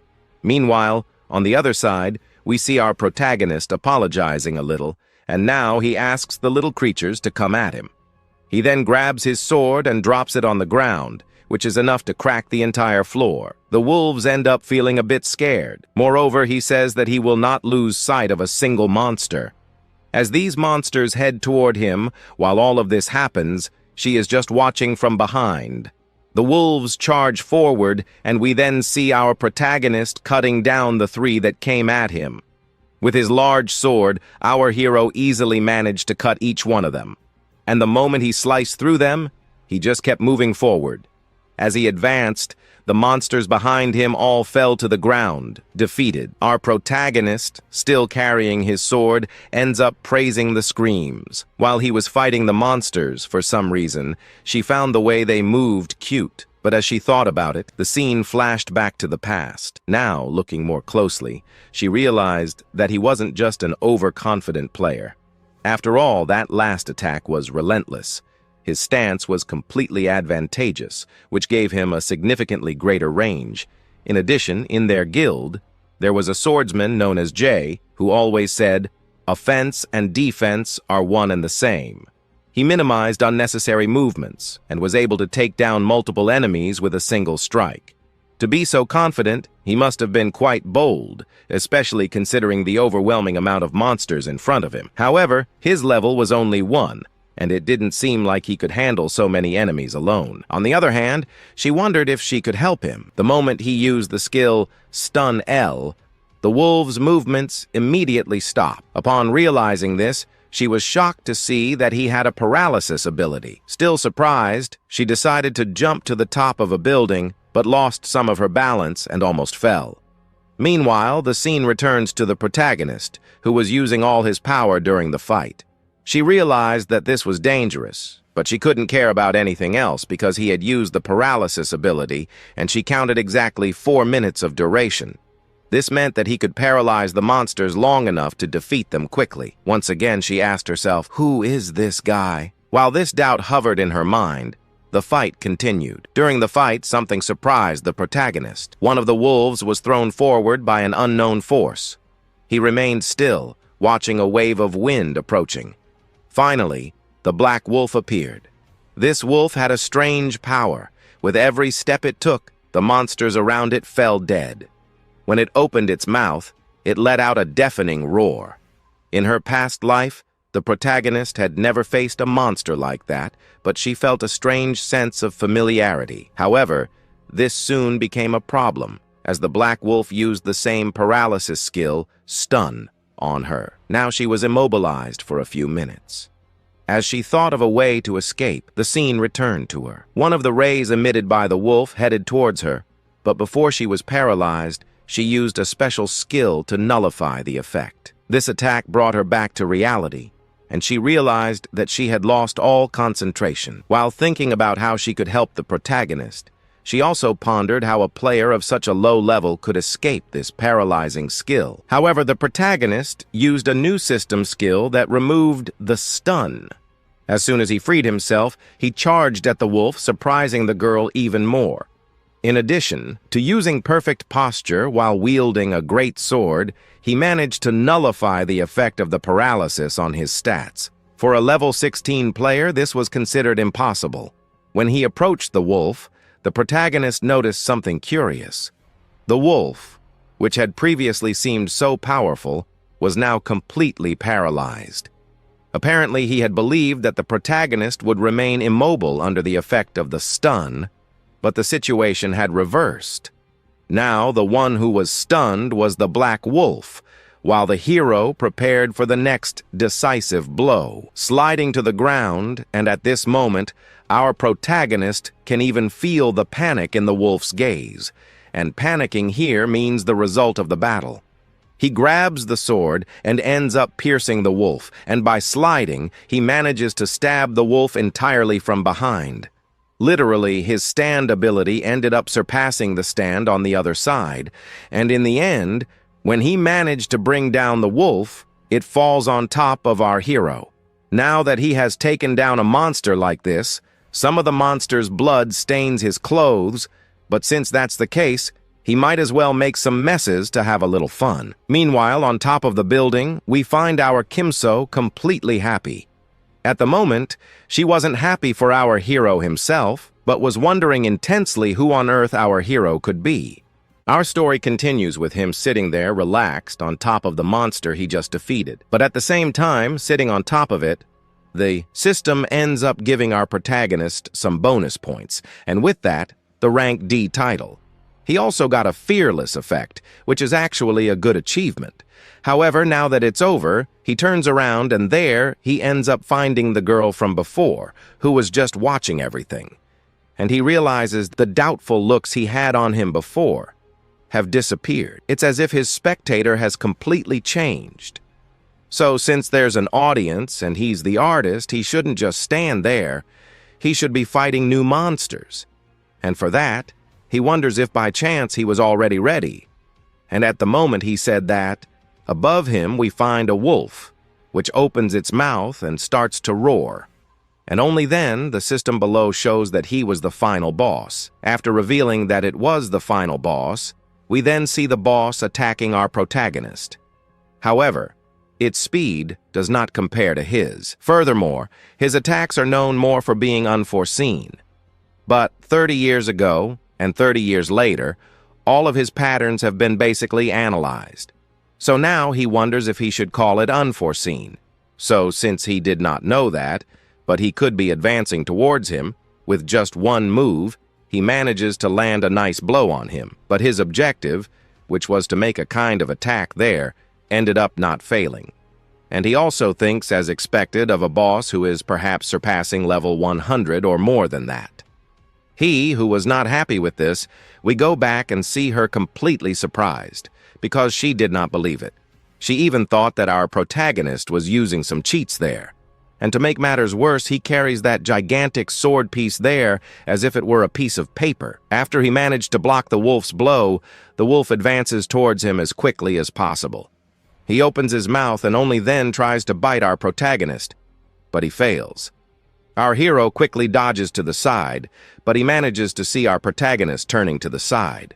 So again, he prepares his claws with the aim of hitting our hero, but he is in for a surprise, because our protagonist managed to use his sword to defend himself. And at this point, our hero may even be reading the wolf's mind, wondering how he managed to dodge all of his moves. He ends up repeating the same thing as before, that he has fought him many times in the past, and also knows all of his moves. After watching our hero for a long time, she finds it the most ridiculous thing she has seen today, because his action was practically an attitude, as if he was trying to provoke her a little more.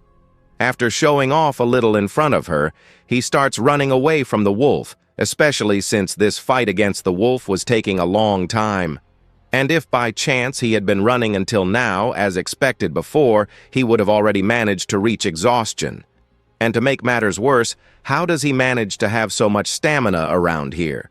If he keeps doing this, he might even faint. But something he can't do at the moment, because he turns back, and there he finds the wolf preparing his claws again, but he is grabbing our protagonist. He knew that this move was not good. This was also the powerful attack, which in the end left him a gigantic opening for him to attack. Since he used a gigantic opening, he may be attacking him to deliver a single fatal blow. But this is the Lord's characteristic pattern. Wolf, that which has taken countless lives of players.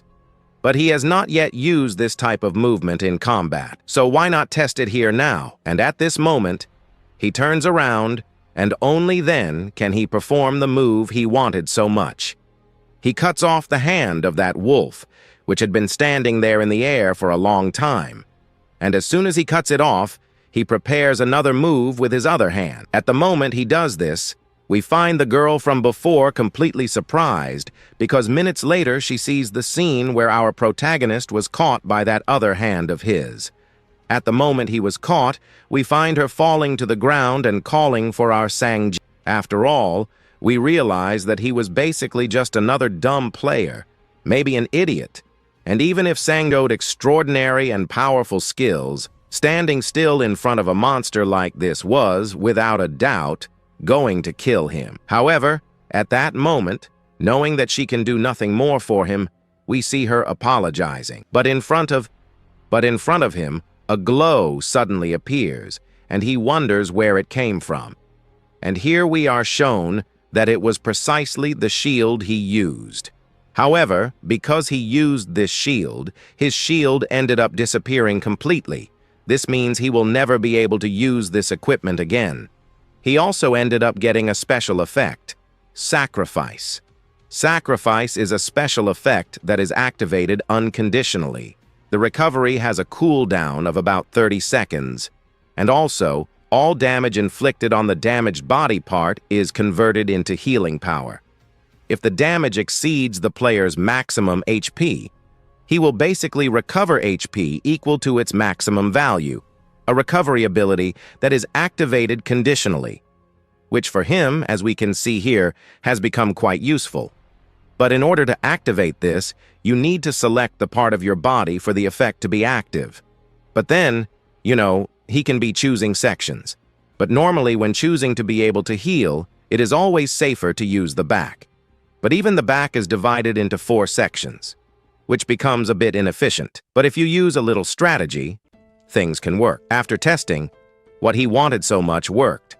After all, in the fight, he ended up managing to fully restore his health, using his specific points to heal. Since if, by chance, he hadn't done that, he would probably already be dead at that beautiful moment. So at this point, he ended up managing to kill 2 birds with 1 stone. And also, to make things better, he managed to paralyze the wolf at that specific moment. So if he's unlucky, by using his right arm as bait to catch our protagonist, he wouldn't be in this situation anymore. So he should be moving on to the next step. This was to end it. The scene changes a little later. The girl from before ends up approaching Sang Jin-woo. Now that everything is over, she's probably satisfied with the results that just happened here. She was getting closer, so he asked why she was here. She, on the other hand, comments there that it would have been better to have warned him that she had a healing ability before. Everything that happened there with our protagonist almost gave her a heart attack. And to make matters worse, how did he know the standard movements of that wolf lord? And also, she has met countless swordsmen like him, but she has never met someone as powerful and as intelligent as our Sang Jin-woo. And to that, she has a surprising answer. She opens her eyes, and only then do we see our protagonist asking if by chance she liked that. Knowing that she couldn't tell the truth there, she just says that she meant that he seemed more like a ranked player. And besides, ordinary players wouldn't think like that, and maybe they would be afraid of advancing against powerful monsters like that. But now she wonders if she won't be ruining everything. He, on the other hand, ends up thinking that yes, he should do that. And only after he does that, he ends up leveling up to rank C, and also gets a new title, the Death Duel, a title that for him seems to be quite interesting, even because this title specializes in one-on-one combat. And this is also his first rank C title. At the moment, this seems to be nostalgic for him. After he says that, we find the girl in front of him saying that maybe he got a title, which is actually good for him. But maybe he didn't know one thing, that a certain Mrs. Yaida from the mission managed to get a title like that all by herself. But it's also not something she should be proud of, especially since she only achieved this title on her own, just because she had some pretty good artifacts by her side. However, for our protagonist, an artifact, he considers this as a skill, something she receives as a compliment. However, the artifacts she uses are worth over 200 billion won, compared to someone who used a great sword, and a great sword like this, which is mass-produced, which is sold everywhere. For her, this is more than surprising. However, in any case, she wonders if she didn't want to test this new title of hers, Death Duel. Then he wonders what she meant. Looking up, we see that her title was still active. Seeing this then, tired of wanting to do anything, he ends up deactivating the title. However, she comments there that she will be going ahead. Besides, she has to hire some porters. He then thanks her, However, the rewards of the missions include monster surpluses, so calling the porters was the next natural step. Then she even says that she will be giving up that 5% of the quest reward she mentioned before. He is surprised by this, but she tells him not to worry. That was a pretty good reward, which she would leave for our hero. Besides, they would now both meet quite a lot in the dungeons. And besides, this could be seen as perhaps a heavy investment on our protagonist. Now that she has left, we see him thinking that he can't be letting his guard down so much in front of her. However, now he can finally go to the next step. That next step was to check the rewards he had been waiting for all along. And so he starts checking, getting a light stone, a platinum artifact, which is also a special piece of equipment. And only then does he shout that he did it. He finally got a platinum piece of equipment. Since platinum artifacts are worth around 1 billion won, this was incredible. That stone he was holding was worth perhaps more than a house in the center of the capital. Now that she has obtained this stone, the goddess of fortune wonders if she believes in it now. She doesn't. Besides, maybe this is all because she added some special touches. However, other gods who were just watching our protagonist realized that it wasn't worth that much. No, the luck he was gaining was already going too far. Knowing that this owner of the torn lips was trying to interfere with her plans, the goddess then opened the vote to expel the owner of the torn lip from their team. After a long time, the vote ends up reaching 100. And only after it reached 100, the expulsion ends up happening. He was sucked into some kind of dimension. Our protagonist then wonders if this was allowed. By the way, she is a popular constellation. But first, he can think of one thing, that he may be absorbing about 40% of that platinum crystal he has in his hands. By absorbing it, he can gain a new ability. This was a very special ability, because at this moment, he ends up summarizing that if by chance the moon is full, he will be able to transform into a wolf. So now that everything is over, he can finally return to the lobby. He then enters the portal. As soon as he enters the portal, he leaves, and only then does he come out, where he comes face to face with several people there.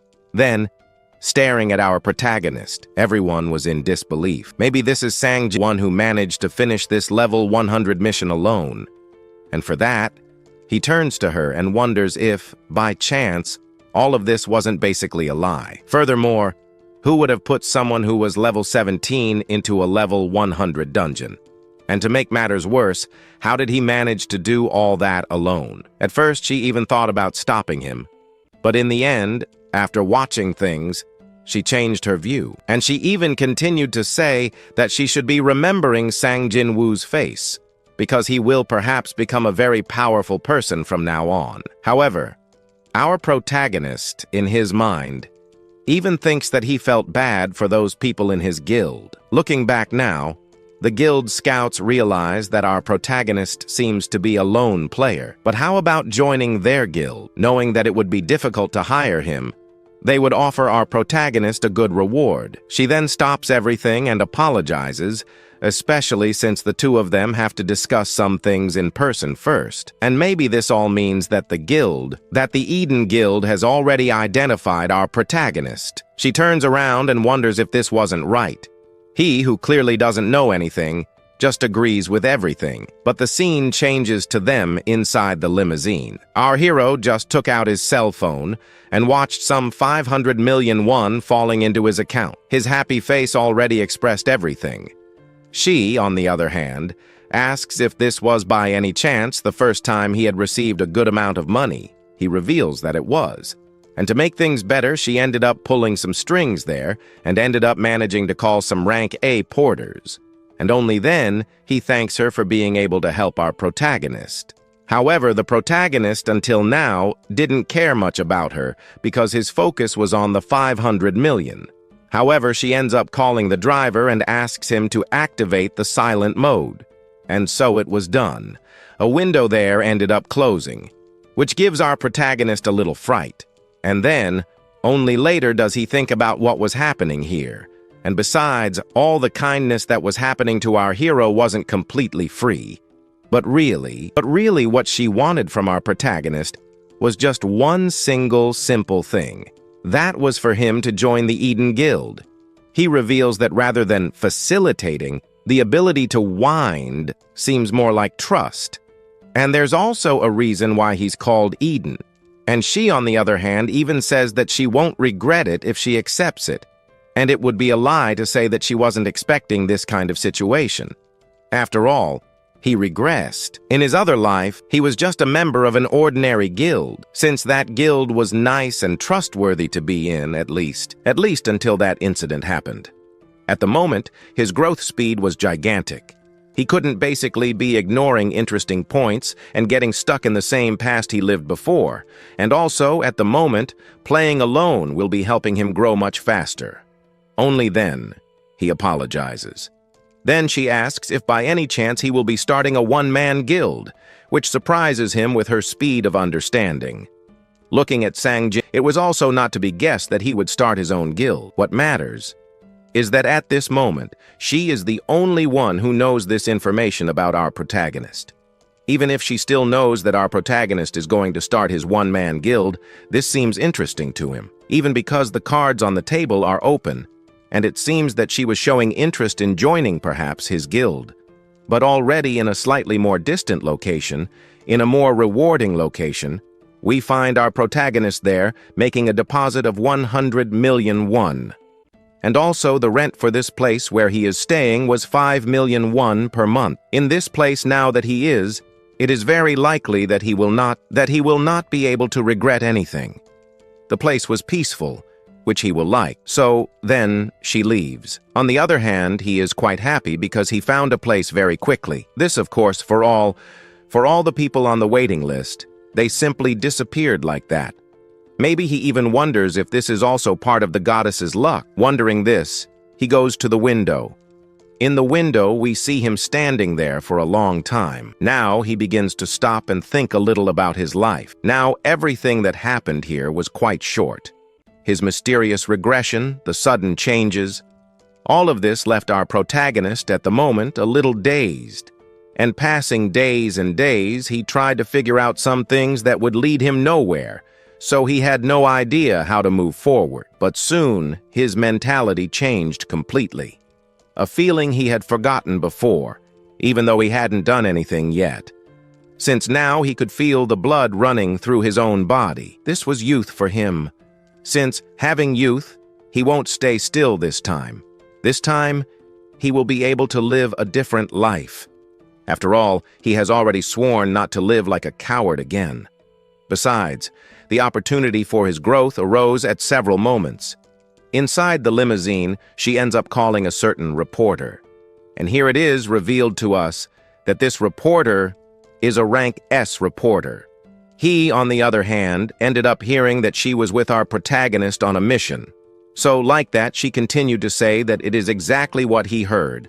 Among all the players she saw recently, however, he interrupted her, asking her to go a little faster. The scene then changes a little later. He was about to leave, but she asks him to wait just a little. After all, she will be doing a type of mission in a specific portal there, which perhaps our protagonist wants to be part of. Furthermore, the people who will be participating are a little below level 120. So she wonders if he is interested. He ends up stepping forward and says he will be accepting her offer. Only later does he become happy about it, especially because he was very excited, especially because it was his main chance to enter a portal. But to simplify everything, a dungeon is a place, a fixed place. Once you enter, the entrance and exit are fixed, and the traps and monsters appear in a set routine, since while you are cleaning, the entrances move, basically in real time.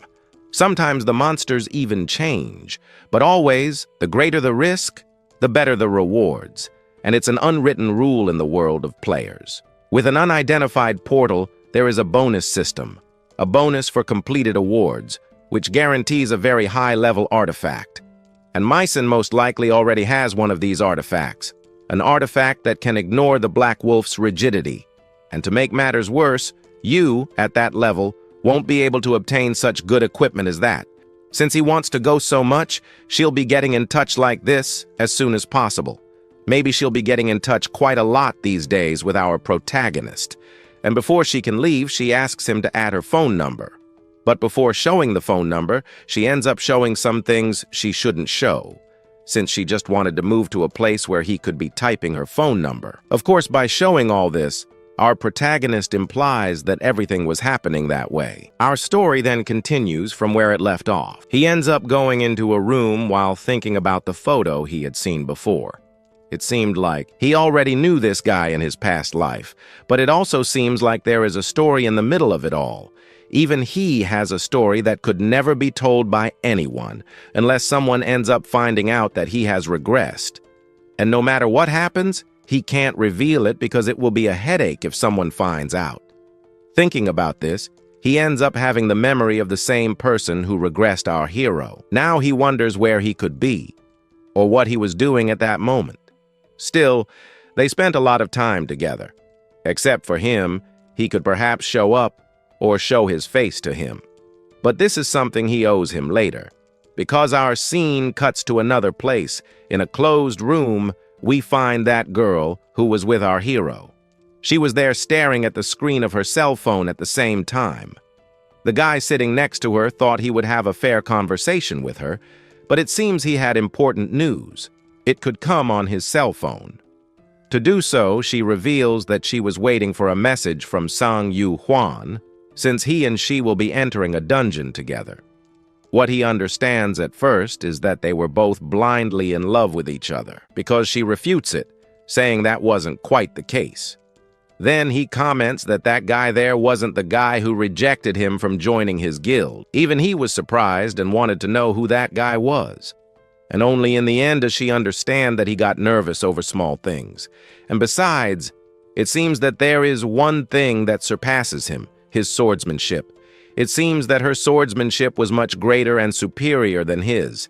Having said that, we see his happy face. He starts to laugh, wondering how that guy there would be stronger than him in swordsmanship. But, even so, comparing him to him would perhaps be too much. And here he is introduced to us as Jorge Huang, a level 700 guy who had an S-rank class. But while they were thinking about this, our scene cuts to another location, and we find our hero calling her. He tells her that he has just arrived at the gate. He asks Kim Soo-ah to come to our protagonist, and to top it off, she ended up sharing some information on the internet that will be very useful for him to use. Having said that, he ends up hanging up the call and only then starts to search the internet. And then, while searching, he ends up finding something that catches his attention. This thing was the portal that they will be entering, and it also seems that he does not believe what was happening. He just threw a hook, and in the end ended up hooking something quite good, and even rare.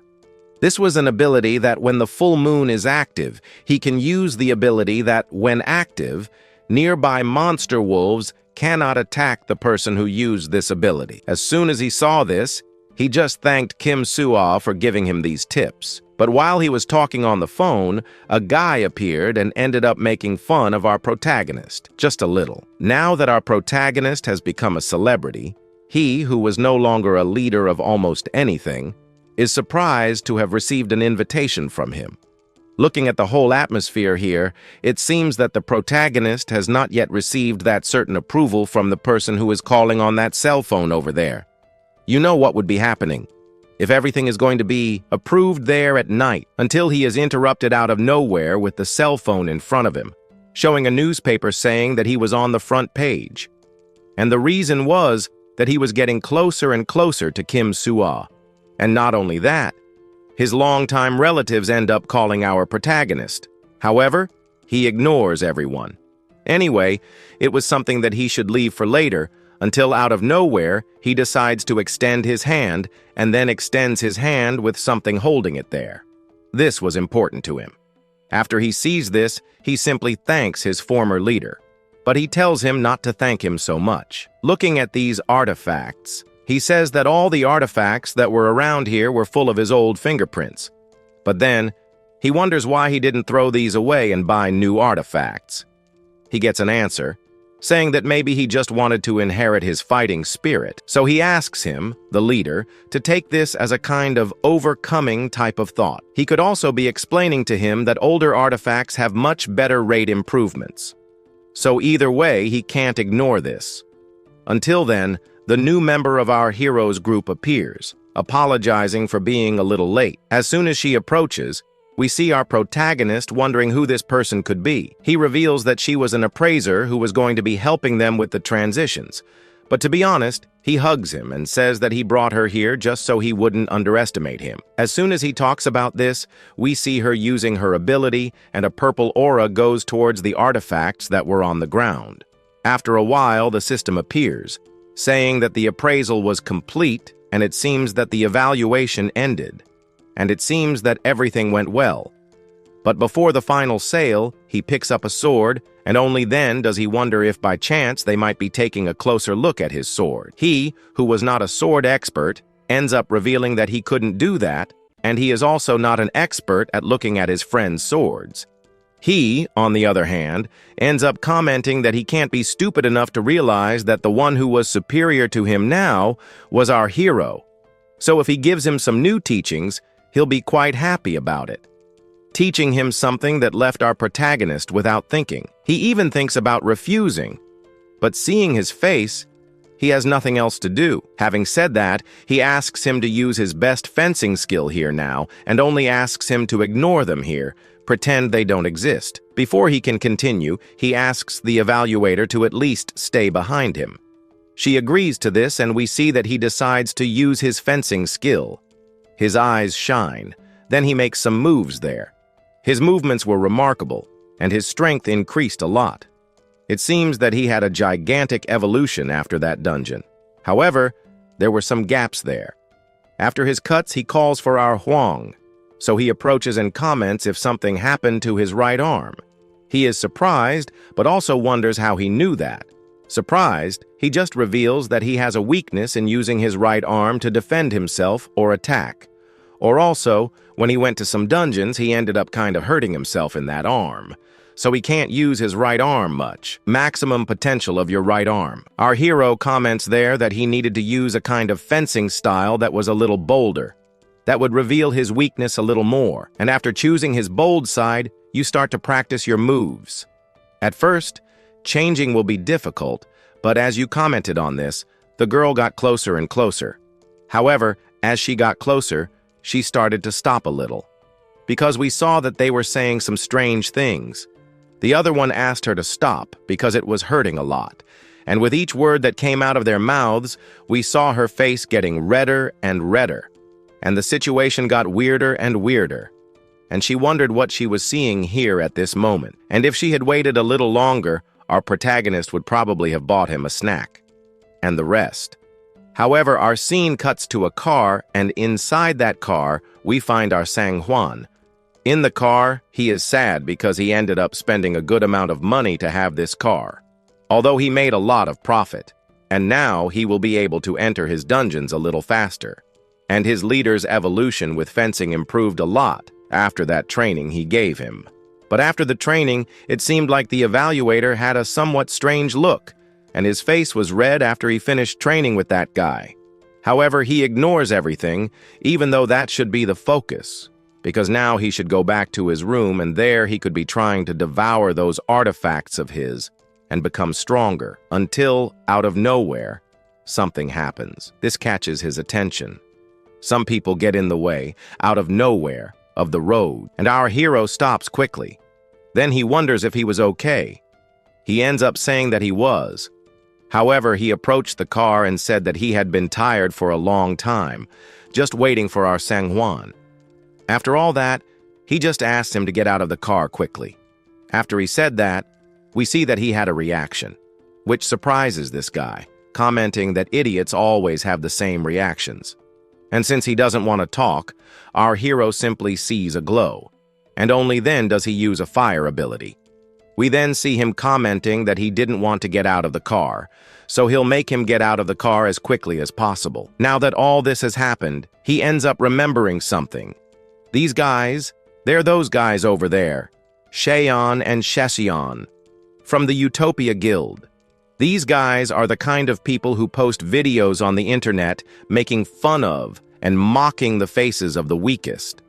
And they post a very catchy title, I found a weakling, and look at the beating I managed to give him. And yet, his challenges started to get more and more complicated, and in the end, he ended up committing some crimes that put him in jail. And there he ended up getting life in prison. And it seems like they didn't want to move and wouldn't get out of his way. Looking at this guy now, it seems like something was making him increasingly angry. Looking at the other guy, he comments the same thing as his companion. Our hero wanted to be tasting his artifacts, but in the end, some things appeared that are interrupting the meal he was going to have. Sighing, he comments there that these guys shouldn't be an opponent that he should test his new skills on. Outside the car, he wonders what is going on. He first comments that he could be testing his new skills on our hero. Before he can continue, he says that he is a guy who works in the military, security, and some guys there, out of nowhere, started complaining about an idiot there who was driving a really ridiculous car. Where in this area you only find rich people, and it seems that this car was in the way. So he ends up kicking him. After he kicked him, we see our hero's face, but he continues to say that if by chance that kick didn't hit our hero, he asks him to leave this place as quickly as possible. Some security guards behind him look at him and comment to themselves that he should leave as quickly as possible. The two were very strong. He had no chance of beating them, but the other one asks him to wait, because that guy there seems to be very similar to the guy who was waiting for the Player magazine. He is also the only guy who went with Kim Soo-ah to the dungeon. However, what could his name be? The other one reveals that it would be Sang-hwan. Knowing his name, he turns to another guy and wonders if this guy was strong. He doesn't know much about our hero, but he knew a rumor that he completed the mission in an S-rank dungeon alone. When he heard it for himself, he started laughing at our hero. He was weak, so beating this guy would be a piece of cake, so they could start the real fight with our hero. They even had a title to put on their video. So with that said, he turned on the broadcast and said that he would be showing something to our protagonist. So they started making a bet there. If they beat our hero, he would lose everything. But if our hero beats them, they would be getting as far away from our protagonist as possible. So, our hero, hearing this, said that it was a done deal. Then he turned around, irritated, and said that he wanted an additional 500 million if he won this fight. So the bets were made. But just as he was about to get up, his friend called him from behind. He asked him to take care of everything back there, since he would be taking care of our hero. But he asks them to look at what was happening. Several people were betting on our hero. Then he wonders if these guys were messing with him. Looking closer now, it seems that if he posts this video and fights our hero and injures him, this video will be demonetized for violent content. But if he holds back a little and the bets start to increase more and more, he will earn a good amount of money from the live viewers. And when the fight was about to start, we see several people approaching, trying to understand what was happening. But they quickly understand that the fight was between the two, so they end up activating a barrier. And if by chance our hero wins there, he will be paying our hero 500 million won. But after the fight starts, he just asks them not to beg for losing. Then he turns to his companion and asks him to film very well. Then he asks him to be careful, because he will be finishing off our hero as quickly as possible. But our protagonist interrupts him and ends up calling out to him. Only then does he jump, and he only sees our protagonist on top of him using that big sword of his. Then he comments that he won't be joking. Even if he begs, he won't be stopping and he won't be forgiving what he did with his cart. While the whole fight unfolds, in a house we see the fight happening. And we see Kim Soo-ah wondering what Sang-hwan was doing there on the live of an unknown guy who she just appeared on her timeline. And she kept wondering what was going on there. And how did all this start to happen? Now, looking closer, she realizes that this guy is a player from the Utopia Guild. And from what she heard, he was a B-rank player.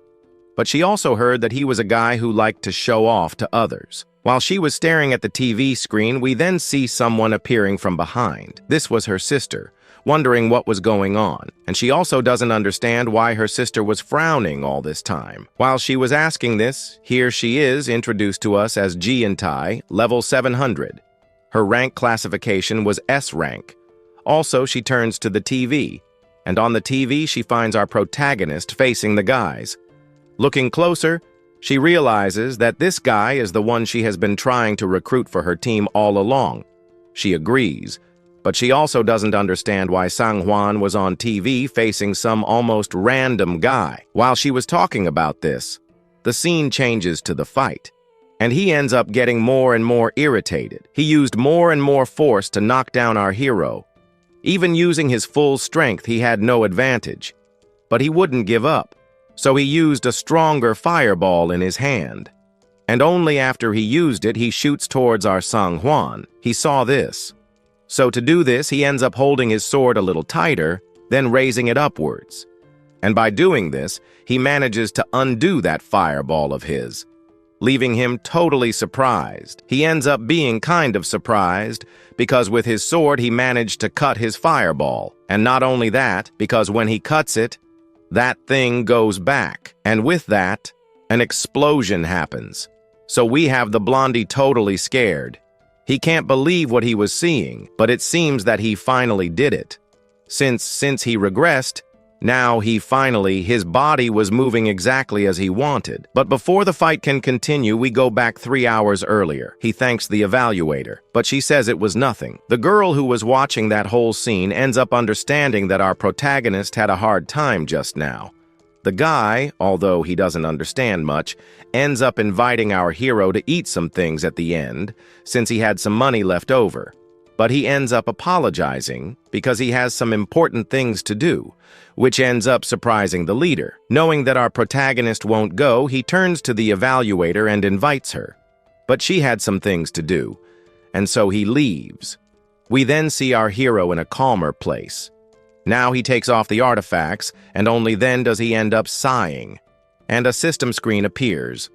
A system screen after all this appears, saying that the absorption rate is at a normal stage. But since it is something that is at the bronze level stage, or bronze grade, it would be a 10% chance. But he has a skill there that, if he uses it by chance, he can increase the absorption chance. When he activates it, he gets 90%. This leaves our hero completely surprised. The goddess of luck understands that this was all thanks to her.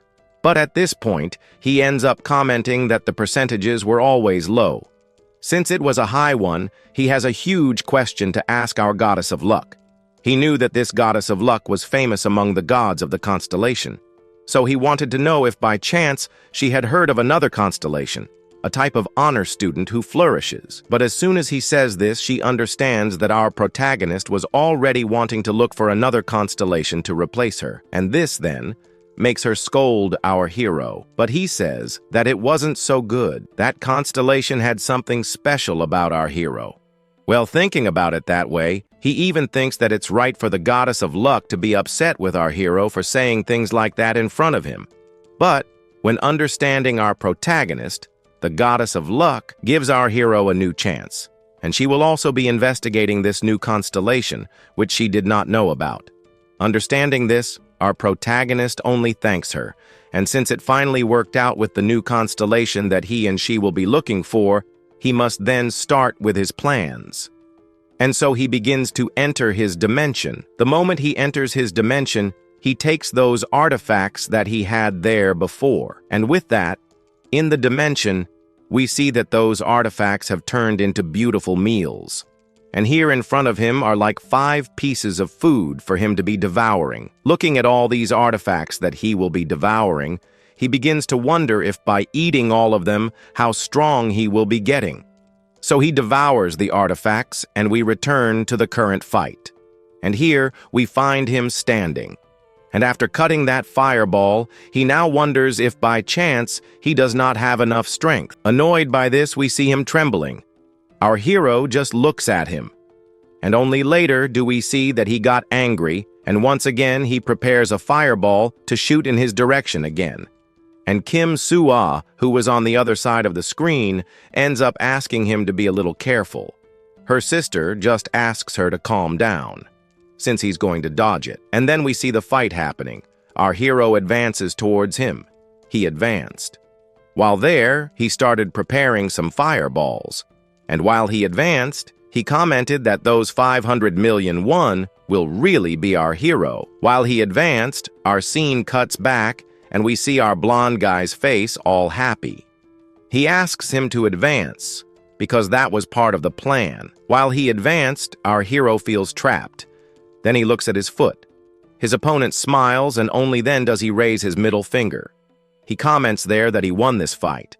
And here we also see that a system screen appeared, saying that in the middle of the fight, a certain specific skill appeared. This skill is the forced freeze. And so we see ice appearing. This ice went towards him, freezing our hero completely. Now trapped, Kim Sua's sister was wondering what this guy is doing now. He was trapped, and now he will be defeated. But Kim Sua interrupts her and then says that the main reason why she is so eager for our protagonist to join her team will be shown right there. So she just asks him to watch this fight. She then looks at the TV and we see that then we find a hole in the middle of that whole glacier. Meanwhile, we see him there happy, asking if by chance he was defeated by that blow. But even so, he managed to escape. He wonders if by chance he managed to escape this ability. Unless he manages to break his freezing ability, no one can escape this. But if he escaped, he wonders if this guy really is the rookie. But while he was commenting on this, from behind we find our hero jumping. After he jumped, we see him with his sword falling on top of this guy. The force of that ends up crushing him to the ground.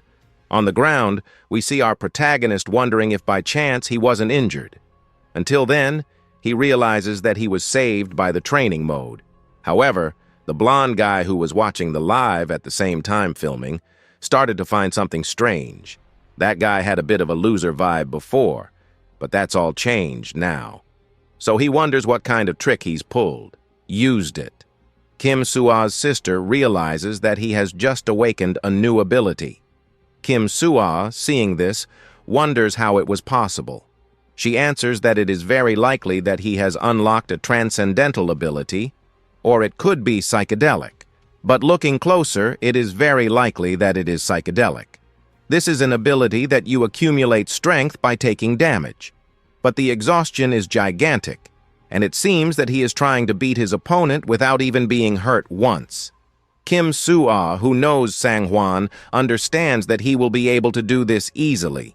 Now, looking at this ability, it seems that he did not have this ability when he had it. Or it seems that he has had this ability since the beginning, but he just did not use it around her. Or maybe he has just awakened this ability. Meanwhile, Kim Sua's sister just stared at our hero and began to notice some strange things happening there. Meanwhile, we found that evaluator from before who was looking at a paper. We realized that she ended up feeling a little sad because the artifact that Sang-hwan bought had a hidden ability inside it. The chance of getting that ability was extremely low. It even seems like maybe a lucky constellation is on our hero's side. While she was thinking about this, the goddess of luck kept her glasses on while watching the whole scene unfold. Psychedelic, a hidden ability.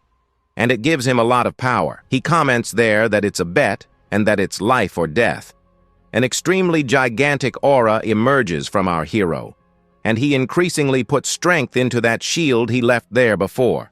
Stuck on the ground, he needed to find a way to escape, and he let his guard down before.